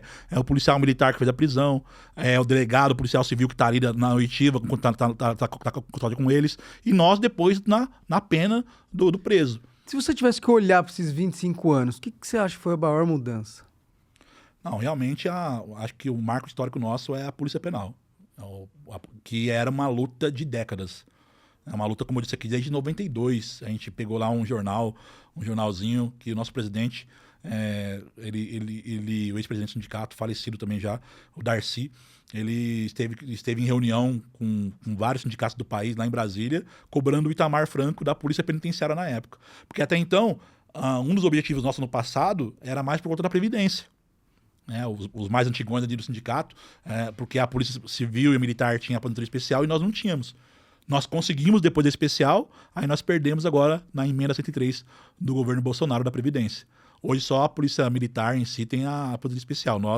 E agora na PEC 18 da Segurança Pública, inclusive pedimos aí para os deputados, né, fazendo um debate, colocar o que tem que colocar as emendas. Nenhum projeto nunca vai bom para lá, mas aprovar essa emenda 8 que dá para civil e para penal e para técnico científica, devolve o direito da aposentadoria especial. Né? E não é porque nós somos especiais, né? Não somos super-heróis. É porque as condições... Porque nós morremos cedo. Nós temos um número aqui no sistema prisional, de um estudo feito por um psicólogo, o Arlindo, da USP, que a nossa média de vida são 45 anos de idade. E hoje, todo dia, infelizmente, no nosso sindicato, a gente publica, né, uma nota de pesar. O pessoal sempre pede para fazer uma homenagem quando o policial penal morre. Todo dia, 3 dias, 4, né, nós temos policiais penais aí que falecendo. Aposentados ou da ativa. Tivemos esse ano já vários suicídios também. Essa média de idade de 45 é policial penal? Policial penal. Ele fez um estudo, na época ele trabalhava no Parada Neto, ou no Marreiro, se eu não estou enganado. E ele fez, começou, fulano de tal, morreu. E fulano de tal, morreu. Aí ele foi fazer um estudo. E ele falou, não é possível. Ele cruzou o atestado de óbito de vários, do estado todo, e deu essa média de 45 anos de idade. E que na pandemia, inclusive, muitos que faleceram tinham até menos que essa idade de 45. E o tamanho do sistema? A impressão que eu tenho é que ele sempre foi cheio, mas cada dia ele cresce mais e continua cheio. Isso impacta muito o trabalho? Como que é isso? Parece que se construir 10 presídios enche, se construir 50 enche, como é que...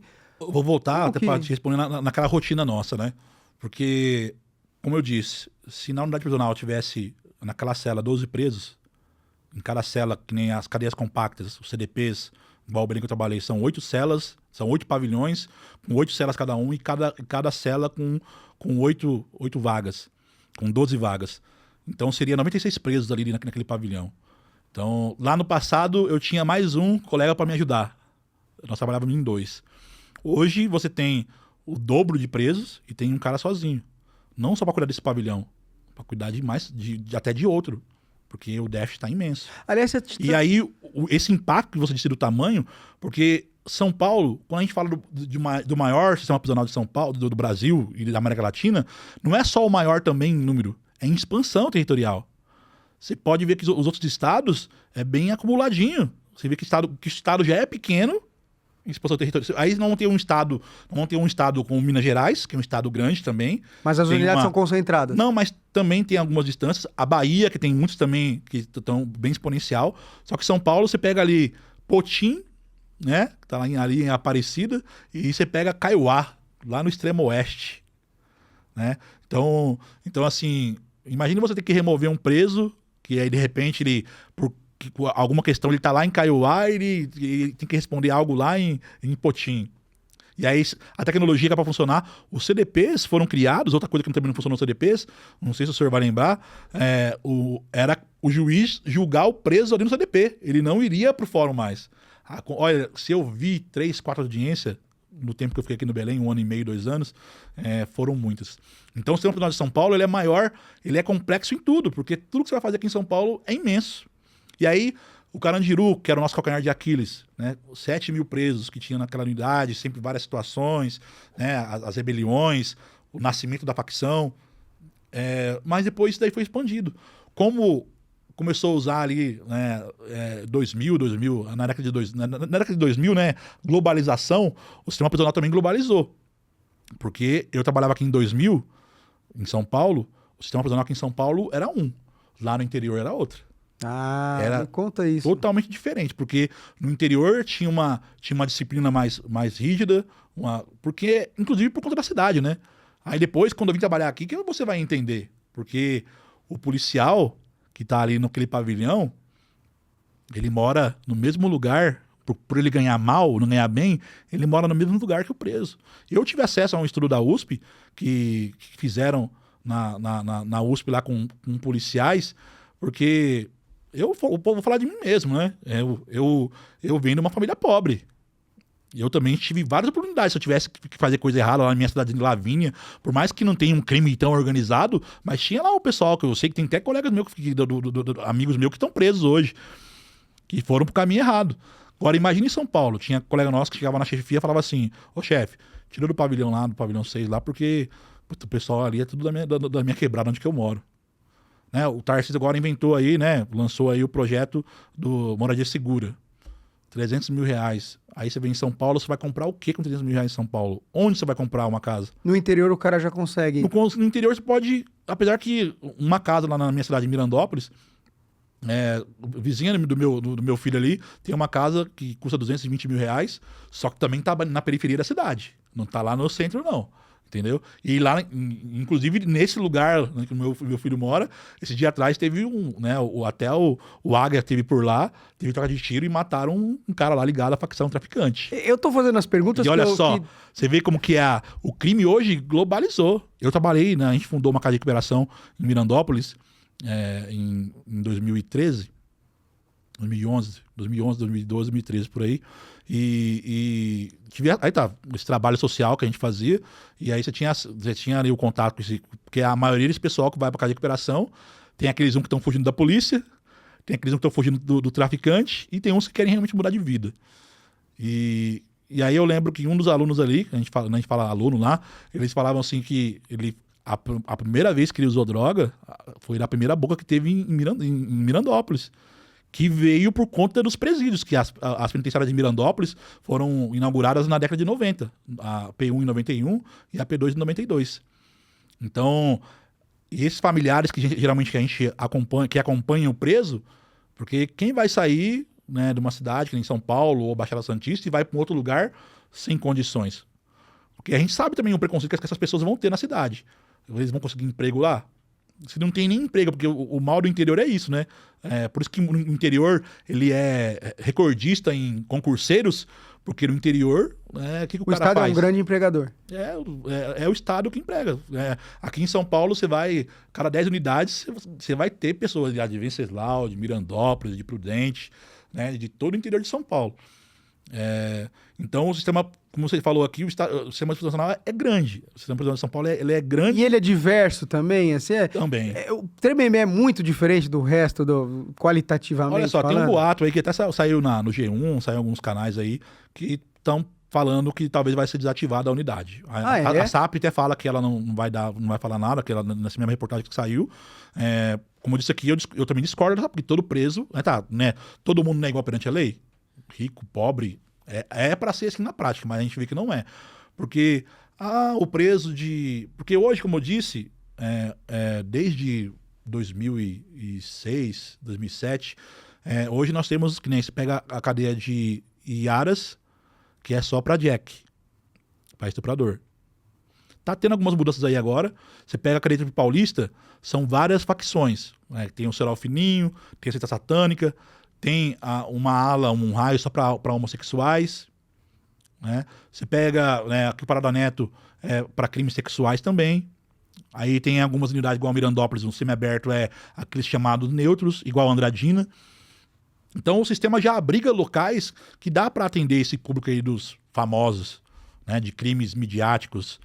Porque, como eu disse a ideia de Tremembé é essa, é ser a cadeia dos crimes midiáticos. Porque, inclusive, uma coisa que acontece ali, que infelizmente é verdade também, que a gente também não tapa só com a peneira, é a parte da corrupção. Realmente, inclusive o sindicato denunciou muito. Eu não fazia parte do sindicato ainda, mas eu não vou lembrar aqui o presídio, porque ali eles misturam tudo, mas eu lembro que teve uma denúncia numa dessas unidades, acho que foi a P2, a masculina mesmo, que tinha presos recebendo até lagosta. Tanto é que depois foi mudado e era uma diretora mesmo, que na TV fala que era uma diretora.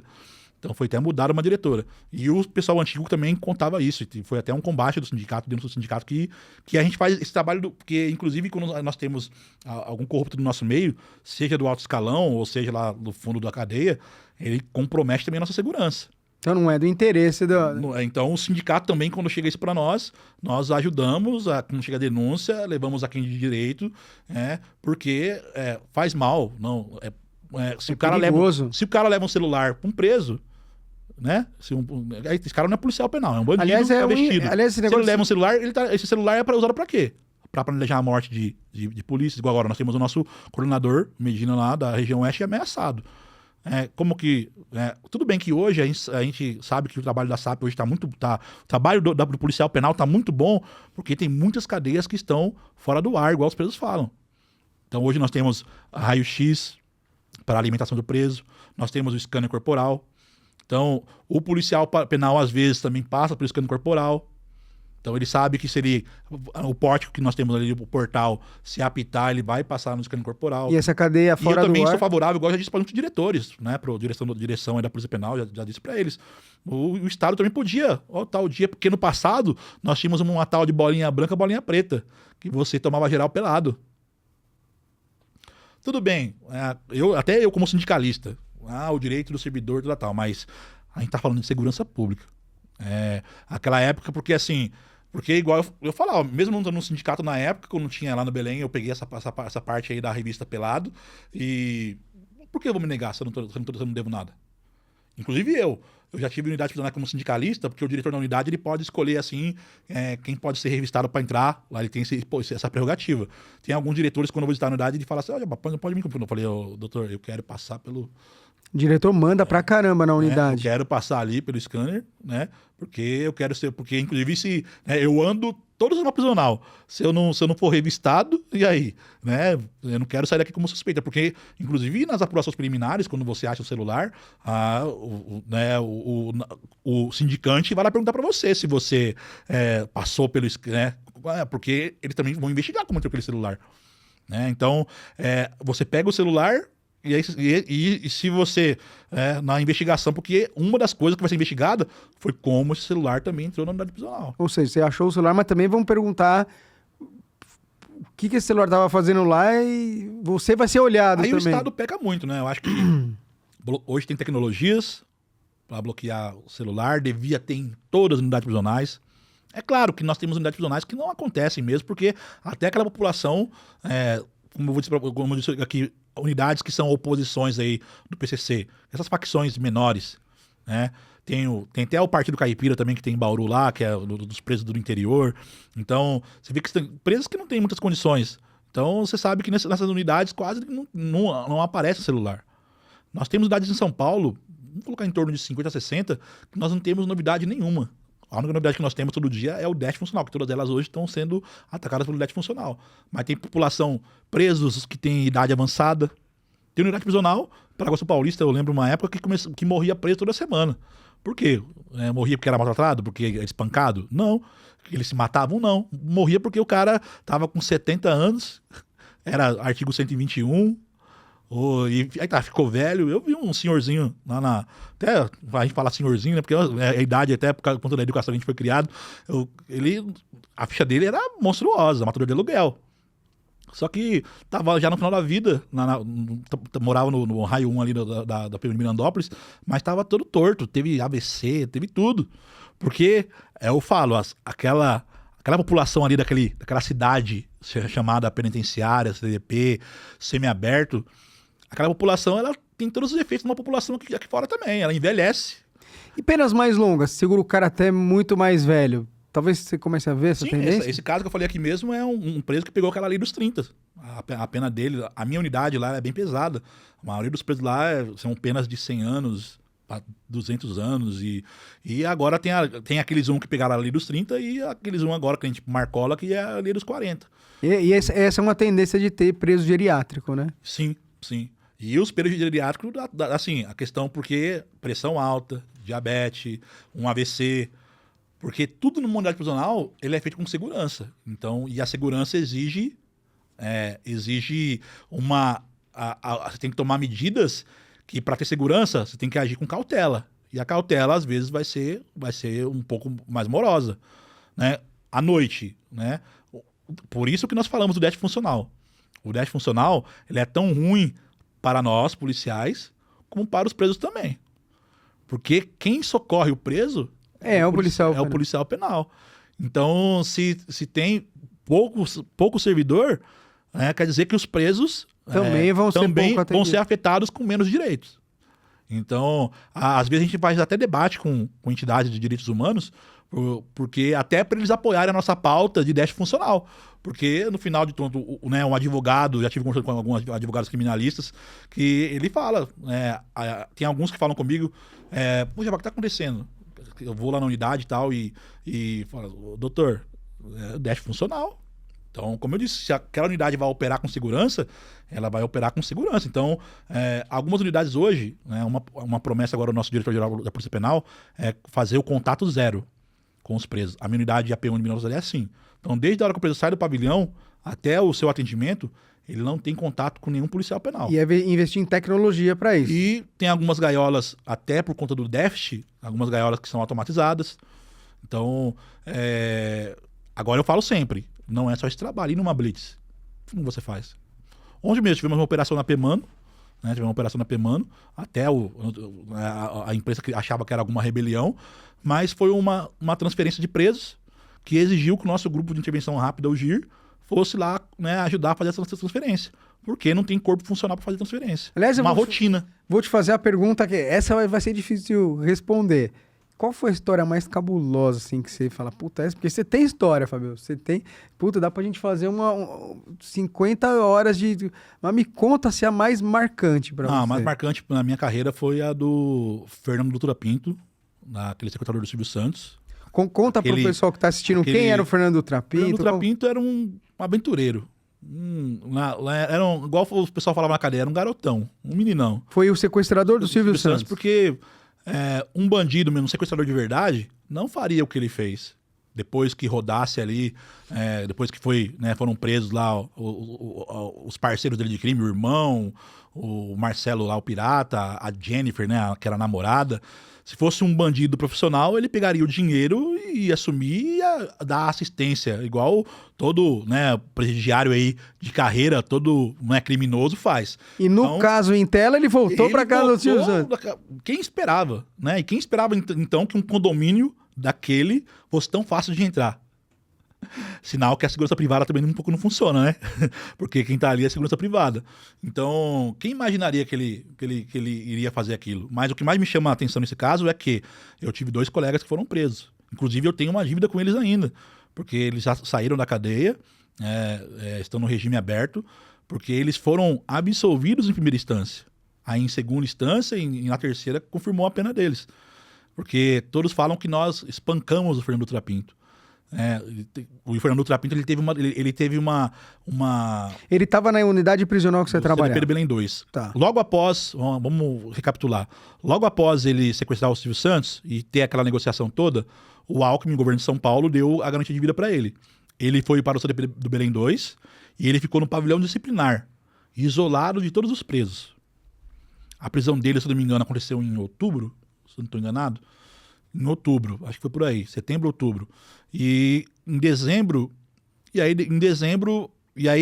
os familiares dele, tudo pra ele, a comida dele era nós que entregávamos na mão, porque na cadeia tem os presos que entregam comida, mas a alimentação dele era nós que levávamos, que era a ordem do governo.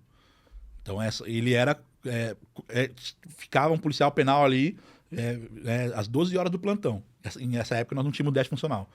Final de semana, vinha os familiares dele, nós acompanhávamos a visita na porta do pavilhão disciplinar, a cela que ele ficava.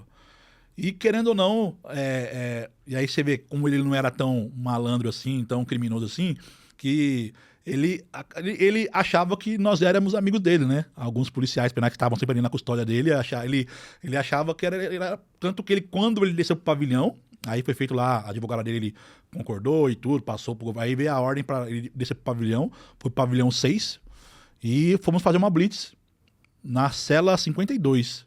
Lá no pavilhão 6, era a cela 52, a dele era 53. E aí, naquela época, pegamos lá, o pessoal pegou uma irregularidade na cela, e ele quis advogar. Pros presos. E naquela época era assim, quando você tava fazendo uma blitz e os presos da outra cela tumultuavam, você também levava, porque ele tava causando um tumulto, né?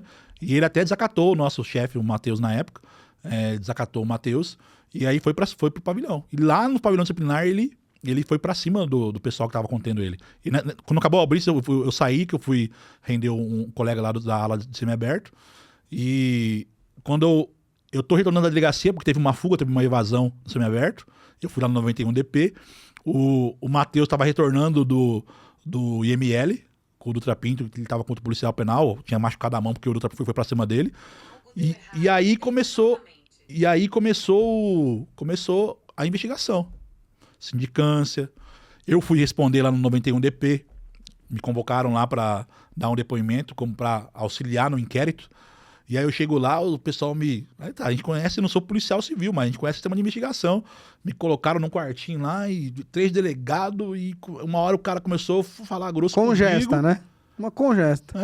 Aí eu falei assim, vocês estão falando com o que? Vocês estão falando com... Para começar, doutor, com todo respeito, eu sou servidor público, sou agente penitenciário. Eu tô aqui na minha intimação para instruir o inquérito. Eu não tô aqui como réu. Se for como réu, então eu vou trazer um advogado meu. Porque houve uma pressão, né? Porque teve aquela questão da invasão do flash onde ele estava, né? O Dutra Pinto, para nós na cadeia, contava que ele... Porque o Dutra Pinto, ele tinha quase 2 metros de altura. Ele era um mundrugão, assim, um boneco de Olinda. Aquela questão que ele diz que ele desceu, até hoje, a gente contesta aquilo lá, que ele desceu lá como um Homem-Aranha do flat. Ele chegou assim com um tiro de raspão na bunda, tanto é que ali sorveu de corregedoria, todo dia tinha gente na unidade prisional, porque a investigação ali virou uma questão de... o que ele fez virou uma questão de justiça, né? Porque teve policiais mortos. Teve policiais civis mortos, né? Na prisão dele.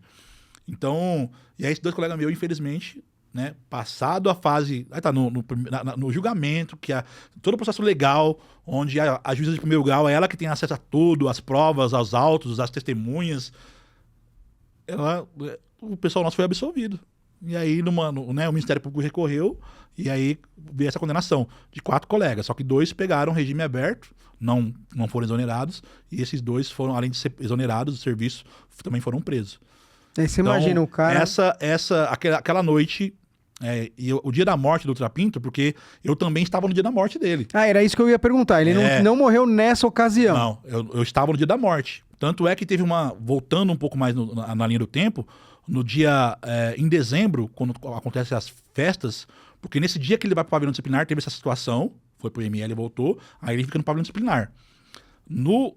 Era a rotina, né, na anistia, em Natal, né, a diretoria da unidade, os presos que estavam lá no castigo, eles desceram pro pavilhão, tinha uma anistia.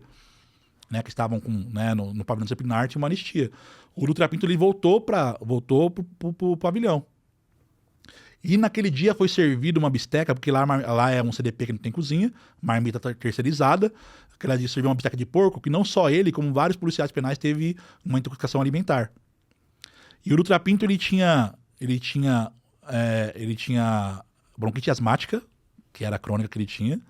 E aí ele tem essa intoxicação alimentar, cara, essa bisteca de porco que serviu, que era a mesma comida que a gente come, que vai pro preso, é a nossa na cadeia. Vários policiais penais também teve, outros presos também tiveram. E aí ele começa a entrar num quadro, tanto é que ele morre por infecção generalizada. Essa foi a causa da morte dele. E aí, ele foi no dia 31, eu vou até lembrar, eu era no interior, minha esposa veio pra cá, minha esposa, no dia 31 de dezembro, ele passou mal à noite. O pessoal levou ele para o Hospital das Clínicas e devido a esse histórico dele, né, dessas fugas, essa questão que o pessoal achava que ele poderia fugir, o hospital não segurou ele lá não. Porque eu falo que aquele dia ali foi o dia de salvar a vida, tanto é que o hospital, se não me engano, da clínica, também responderam também uma apuração preliminar lá também. Não sei se houve condenação, porque aquele dia acho que era a noite de salvar a vida daquele cara. Porque nós não somos médicos. A penitenciária tinha Malemar, lá tinha um médico, mas lá não tem estrutura né, para isso. Então, e ele morre no dia 2. No dia 2 eu tava pagando plantão. Não era meu plantão, eu tava pagando plantão no plantão B. Eu tava vindo da revisora, ele estava sendo atendido pela advogada dele, que foi até morta pelo PCC, a doutora Maura, que defendeu ele para aparecer na mídia, né? Que ela aparecia na mídia direto da entrevista. E esses casos midiáticos, muitos advogados fazem até pro bono, né? De graça lá pra poder aparecer e pegar mais cliente, né? Então, ele sofreu um ataque ali com ela. Nós socorremos ele, veio a viatura, colocamos no bonde. Ele nem foi na parte de trás, colocamos ele no chão, porque o bonde tinha aquela parte onde tinha o banco aqui, nós fomos ele revezando, fazendo massagem cardíaca e aquela máscara de respirador até chegar no pé do Tatuapé. E eu até falo, essa noite aí foi a noite que a minha esposa foi embora nessa noite pro interior. E a minha rap tava vazia, não tinha nenhum. Nós morávamos em 6, 7, nossa, República. E eu fiquei aquela noite sozinha. O meu calmante aquela noite, eu bebia naquela época, hoje eu não bebo mais. Foi meu calmante, foi tomar uns goró pra dormir. E aí, massagem cardíaca, você chegou no PS Tatuapé? Não, chegou lá, o pessoal levou ele, né, foi pra UTI já, coisa de 10 minutos, falou, já chegou morto já, né? Ele teve uma parada cardiorrespiratória por conta dessa infecção múltipla generalizada. Então, porque chegou uma época que ele não cagava, né? Falar a palavra correta aqui, né? Que travou o intestino dele, ele foi tendo complicações, por isso que eu falo, muitas pessoas que não conhecem o sistema falam que o sistema é muito bonzinho pro preso. Mas em questões de saúde, essas emergências mesmo aí, é complicado, porque eu falo assim, tudo tem que ser feito com cautela. Tem aquela rotina, aquela questão de segurança.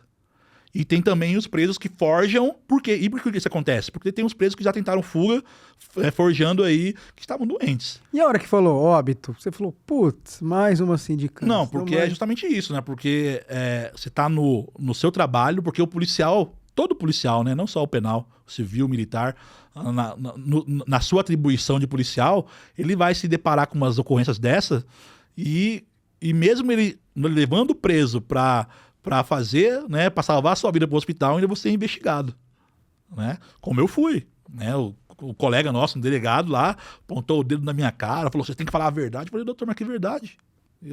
A verdade é que nós fizemos a custódia dele. Ele foi preso e estávamos ali, né? O governador deu garantia de vida para ele na época e tudo mais. E a missão nossa, como é de todo preso, né? Uma das missões maiores nossa numa unidade prisional é preservar a vida do preso.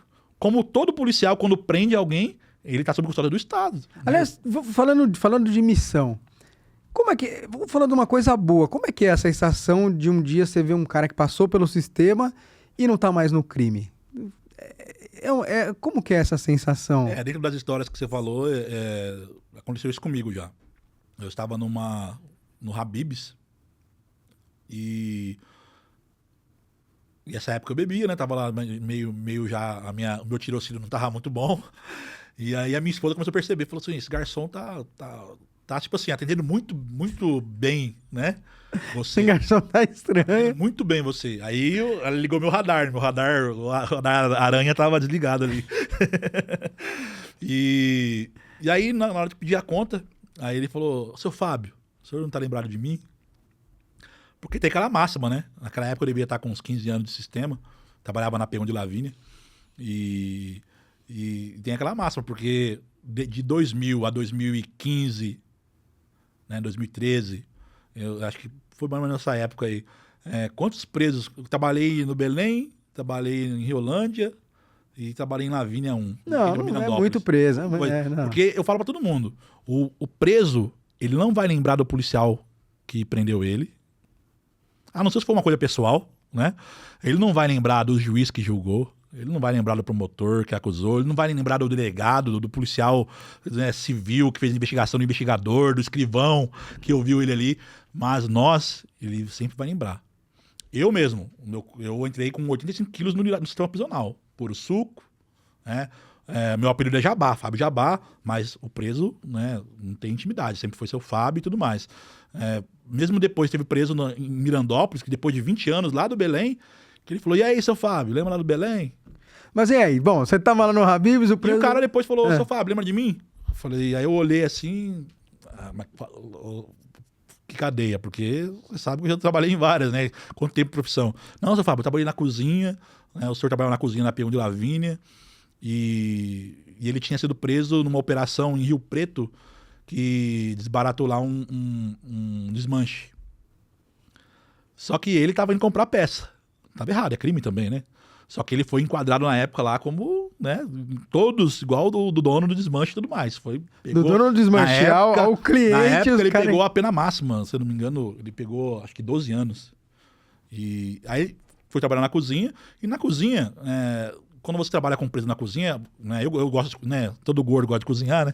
Então eu trabalhava na cozinha, a gente também instruía os presos ali na cozinha, e aqueles presos que destacavam, a gente até, para ajudar na progressão dele, quando o preso realmente merecia, no pavilhão disciplinar, antigamente tinha a CTC, né, que era aquela classificação que o preso tinha. Hoje tem ainda, ela voltou, mas não é mais naquele formato que eu, enquanto zelador do pavilhão, trabalhava no pavilhão, que eu tinha um contato com o preso, poderia falar do comportamento dele, se ele não tinha nenhuma falta, ou mesmo se ele não tem nenhuma falta, mas saber que ele estava ali organizando alguma coisa, né? O CTC é isso, então, é uma avaliação de comportamento do preso. Né, do preso. E aí eu lembro que era a rotina ali da unidade nossa de dar alguns elogios no prontuário do preso, que tem essa também na LEP, né? E esse preso foi pra rua, ganhou seu benefício. Nessa época ele tava no regime aberto ainda. Ele tava, porque o Habib's tem um projeto lá pra egresso, né? E ele contou essa situação dele. Falou assim, Fábio, eu lembro do senhor, e o senhor sempre foi correto. A cozinha é um dos piores setores para trabalhar na cadeia. Porque o pessoal, né? Hoje tem algumas. A minha unidade, mesmo que eu trabalho na cozinha, a P1 de Lavínia, hoje o policial não fica mais de refém. Devido a tanto nós insistimos para fazer algumas reformas, mas a maioria das cozinhas do sistema prisional, o policial é o primeiro refém. Ali, inclusive já tem lá os açougueiros com a faca desse tamanho. Aí o pessoal vai lá, eu não sei quem teve a ideia, até hoje fala assim, quem teve a ideia de cortar a faca? Ele pega o bico da faca e corta. Porque se o cara for me matar, ele vai ter que dar umas 50 para furar. A gente brinca com o perigo, né? Mas essa é a vida nossa do policial mesmo, né? Ele vai ter que dar quantas facadas, porque corta-se a faca, mas tá lá aquela faca que tem que ficar com a lâmina bem afiada. E esse cara tinha mudado de vida. E esse cara mudou de vida. Falou, seu Fábio, ó, tô indo pra igreja, tô noivo e tudo mais. Aquilo que eu contei pro senhor lá, porque ele sempre conta história pra gente também, né? Todo preso, ainda mais num pavilhão de trabalho, igual era a cozinha, por causa dessa proximidade que o preso vai ali, porque quando toda a faca na cozinha que o preso vai retirar, algum material que ele vai retirar, você que tem uma anotação que você anota que o fulano de tal pegou a faca na matrícula dele e tudo mais. Quando tem algum BO na cozinha, porque os presos tentam mandar fermento para causa da Maria Louca, então na hora de montar a comida, você tem que estar lá, que a cozinha serve para isso também. Você tem que estar de olho, aí você tem os seus passarinhos também que colaboram Maria com você Louca ali. É a cachaça artesanal que eles fazem. E eles usam muito fermento, né? para fermentar mais rápido. Porque só o arroz podre, o próprio açúcar, né? O pessoal fala assim, como tem Maria louca na cadeia? Porque acha que a culpa é do policial penal, mas o próprio açúcar, se eles também, né, fazerem a destilagem do próprio açúcar, vira o álcool também. É claro que hoje acabou muito essa situação do Maria louca, porque hoje nós estamos com uma rotina muito de blitz, de estarem da cela. De controle, de material. Quando eu entrei lá em 2000, eu lembro que blitz era quase trimestralmente. Você escolhia uma cela, o chefe lá vinha, vamos fazer uma cela, hoje, vamos fazer 2 celas no raio 5. Aquela blitz geral mesmo, hoje nós temos o bate-chão, que é rotina, quinta e sexta, geralmente, o bate-chão nas unidades prisionais, e tem a blitz, né, também mensal, ou dependendo da situação, que o policial tá aí com o tirocínio, aquela cela tá estranha, tal. Mas hoje você não vê falar mais de fuga de regime fechado. Antigamente tinha muito tatu. É claro que nós também sabemos que por conta do crime organizado, porque o crime organizado ele age dentro da cadeia como ele age na quebrada. Ele não quer chamar a atenção da polícia. Então ele impõe uma disciplina, impõe uma ordem. Tanto é que o nome que eles usam, inclusive, para o cara que é responsável daquela cadeia é de disciplina. Né? Hoje não está mais tão descaradamente como foi uma época atrás, quando o governo não reconhecia, né, o crime organizado em São Paulo. Então, como ele não reconhecia, mas os presos se organizaram. Aí veio sim depois o fato de 2006, que é algo que nós não queremos que aconteça. E ele começou da onde? Por isso que eu falo, o sistema prisional ele é tão importante quanto a Polícia Civil, quanto a Polícia Militar, porque o salve veio da onde? E afetou quantos? Quantos policiais militares morreram? Quantos civis morreram? Quantos policiais penais morreram? Quantas pessoas da população também comum morreram? Lógico que também morreu bandido também. Mas morreu muita gente por conta de uma coisa que aconteceu dentro do sistema. É claro que hoje nós temos o Nico Gakia, que está aí também, mais uma vez, jurado de morte também, né? Ele sempre fala que o PCC hoje, ele é uma máfia. Ele está bem organizado, tanto na política. Nós vimos agora a operação da Faria Lima, né? Os postos de combustíveis.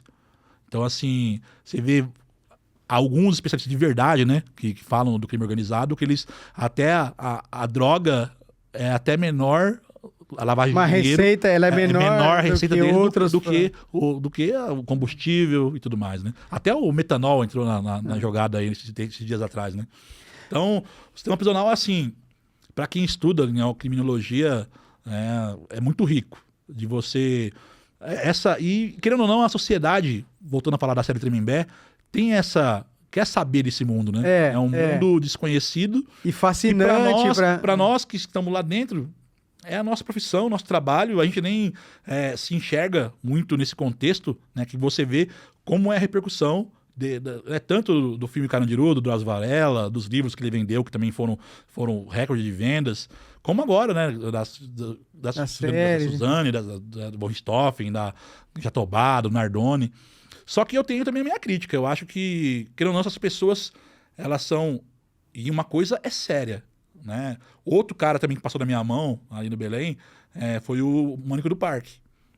E um período que ele ficou ali na unidade, eu lembro que o Fantástico fez uma matéria que ele recebia 800 cartas por dia de mulheres. Verdade? Recebia mesmo? Como também nessa série até mostra também os irmãos Cravinho ali recebendo cartas, a Ana Carolina Jatobá recebendo cartas.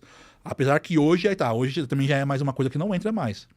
Hoje o preso só recebe carta de quem está no hall de visita dele. Tem que estar cadastrado. Ou seja, não tem mais o fan mail, não tem mais. Não tem.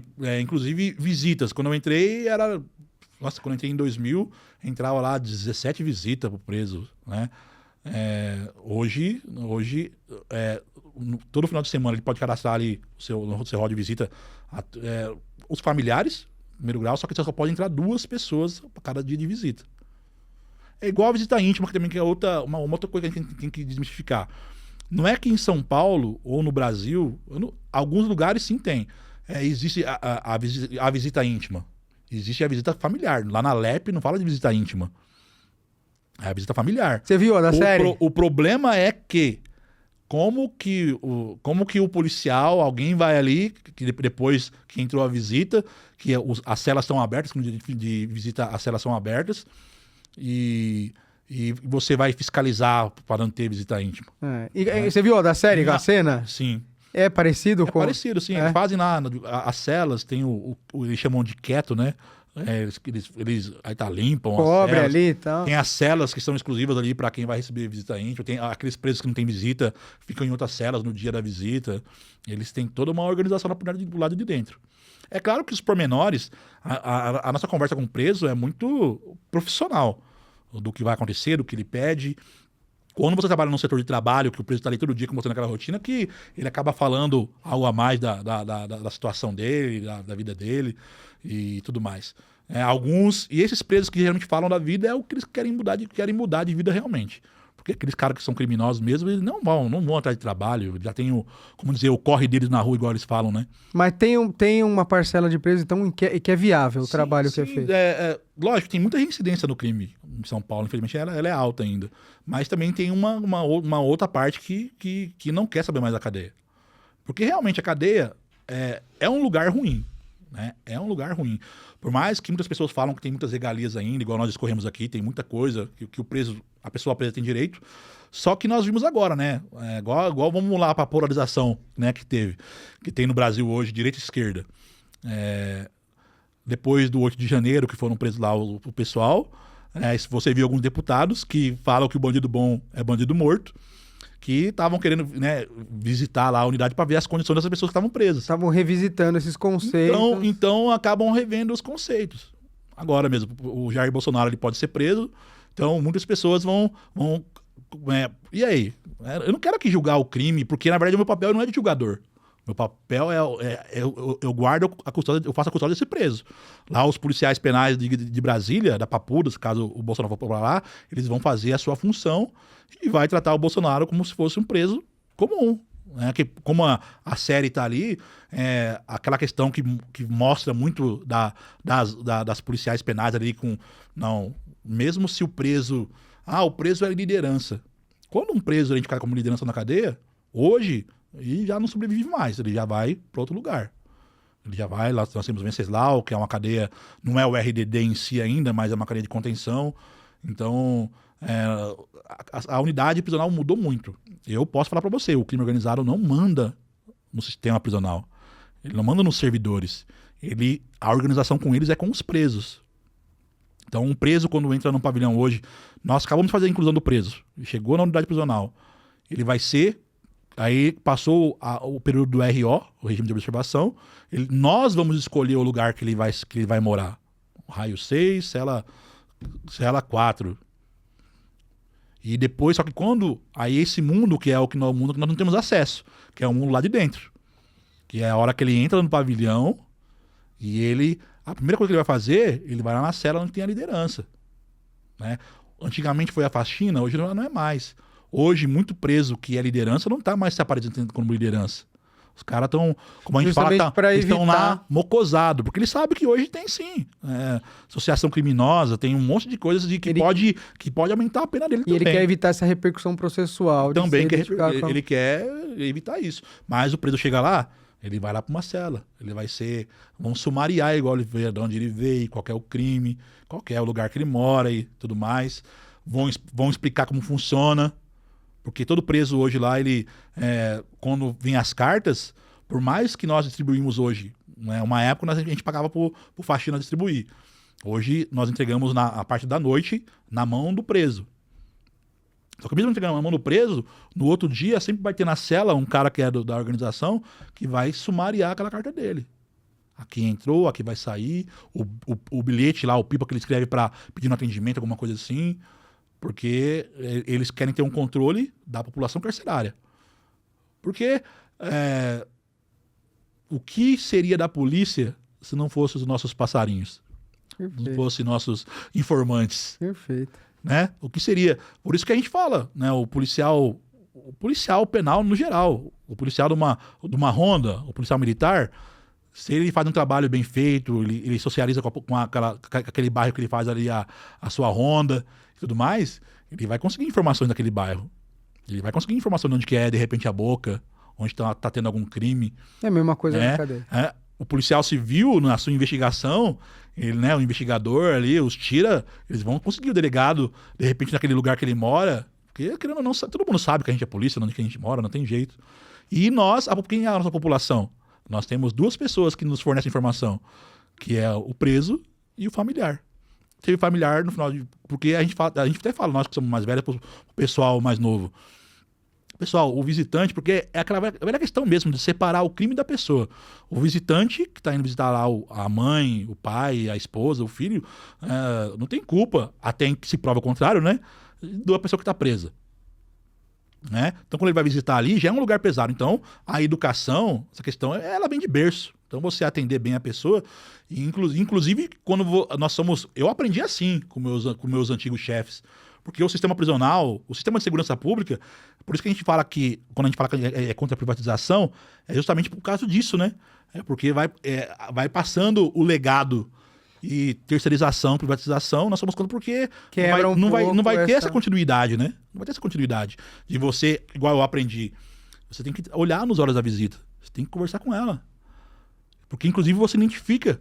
Porque quando a pessoa tá com uma coisa errada, tá suando, tá gaguejando, e aí, senhora, como foi a viagem? Fala, boa, tá, isso aqui, isso aqui. Você vai conversando com ela e olhando no olho dela, só naquele diálogo você vai saber, você pode avisar a policial penal feminina lá, ó, que tem alguma coisa. Tudo bem, naquela época era a revista ainda, né? Você vê como o sistema evoluiu. Era a revista manual, a vista ficava despida.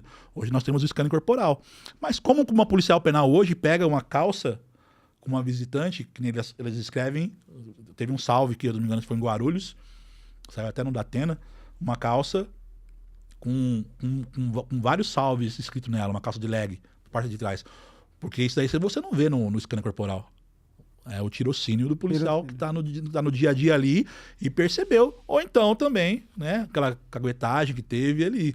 Então o sistema prisional, só que assim, você tem que estar ligado em tudo isso. Eu costumo dizer sempre que, né, você tem que estar com seus 5 sentidos, né, bem aguçados ali. E mais um sexto para... E tem o sexto sentido, né? Os antigões falavam que no passado ele chegava na cadeia e falava assim, hoje vai dar B.O. Só pelo clima da cadeia.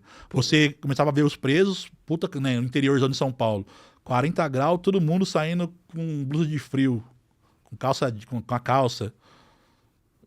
Já ficava esperto que alguma coisa ia acontecer. Porque lá no passado, antes da facção, do crime organizado, então nós tínhamos a famosa segunda sem lei. Tinha a visita no final de semana, aí tinha aqueles presos que davam ali um vacilo no dia da visita, e na segunda-feira iam cobrar dele. Cara. Então tinham mortes.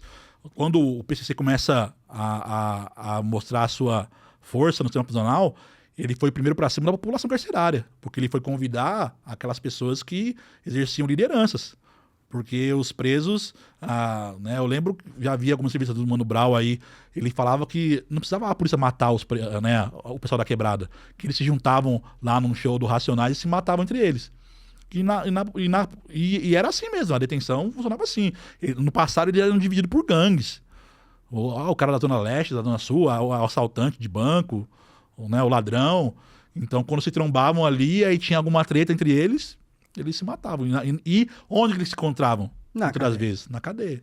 Fabião, ó, nós estamos caminhando para o fim, infelizmente. Podia ficar aqui com você 4 horas, irmão. De verdade, que a história aqui não acaba mais. Véi, sim, ó, queria te agradecer muito vir aqui. Por favor, divulga o seu trabalho, divulga seu podcast, enfim, a sua rede aí, para as pessoas acompanharem. Você tem bastante gente que te segue, isso quer dizer que você tem muita credibilidade no que você faz, que você tem muita representatividade, muita seriedade, e acho que você tem que ser prestigiado nesse sentido, de aparecer, de fazer o seu merchan aqui, meu amigo. Doutor Maurício, muito obrigado pela oportunidade de poder falar. Nós falamos bastante mesmo, porque categoria nossa, eu costumo dizer que a gente quase não fala. A nossa voz, então, ela tem que ecoar. Agradecer o Negrini, né, por ter me indicado aqui também, o Lucas também, o jornalista, por ter indicado a gente. A nossa vida é uma construção. As redes sociais foram consequência de trabalho, né? A gente dá informação para a categoria e também para a população. na pandemia, nós fomos o veículo que estava divulgando como estava dentro do sistema prisional. Hoje no YouTube nós estamos com 160 mil inscritos, né, no Instagram com 18 mil, no Facebook lá, né, que é dos antigão, dos mais coroa, 13 mil. A nossa rede não é tão grande assim, mas eu costumo dizer sempre que é na atual polarização de um sindicalista, né? Então a gente está ali defendendo direitos. Só que defender direitos, a população tem que saber que quando eu estou defendendo o direito do policial penal, dele ter melhores condições de trabalho, de ter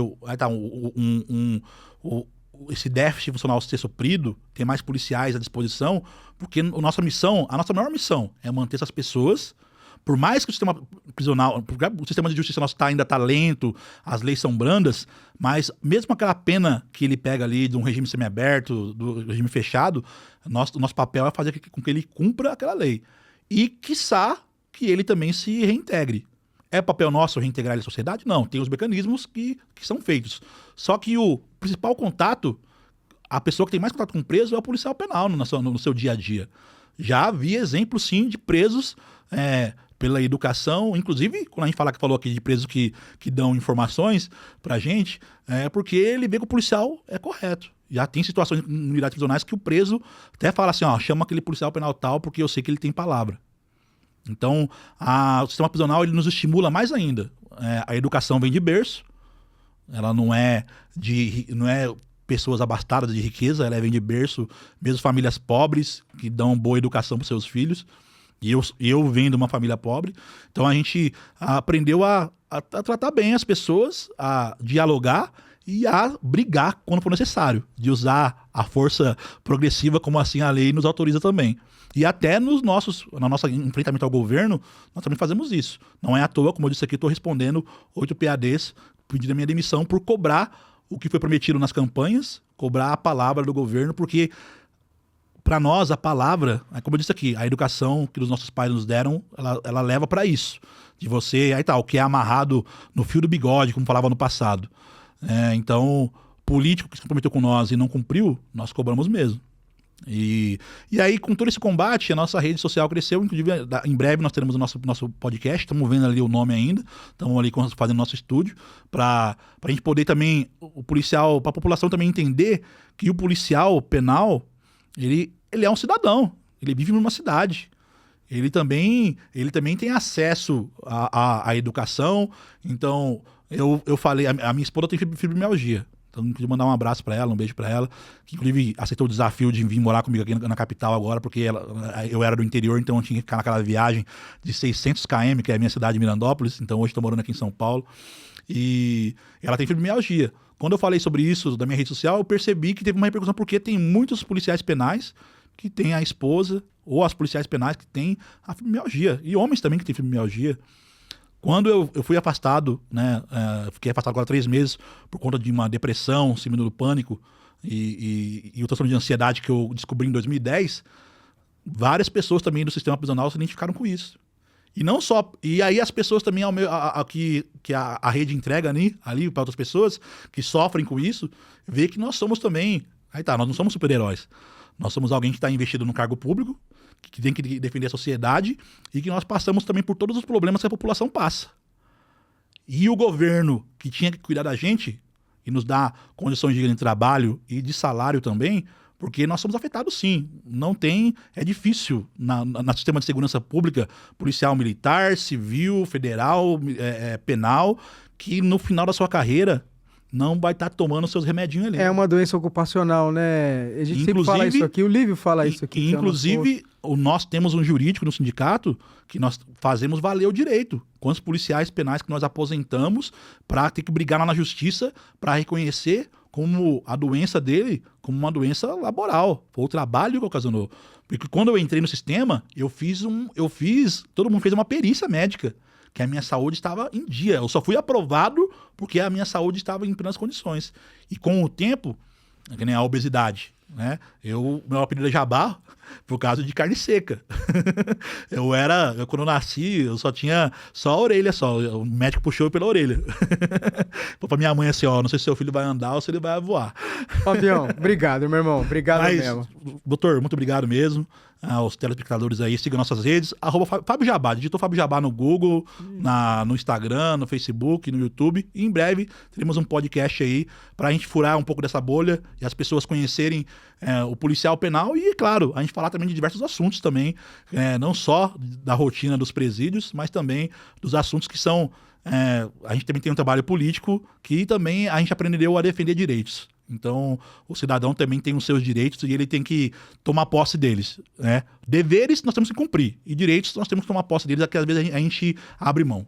Legal. Obrigado aí pelo Pessoal, espaço. Ó, esse foi o episódio de hoje. Queria agradecer aí a audiência de vocês. Lembra sempre aí de clicar, comentar, dar uma olhada nos vídeos das aulas, que estão muito legais, e se inscrever aqui no nosso canal. Valeu, grande abraço.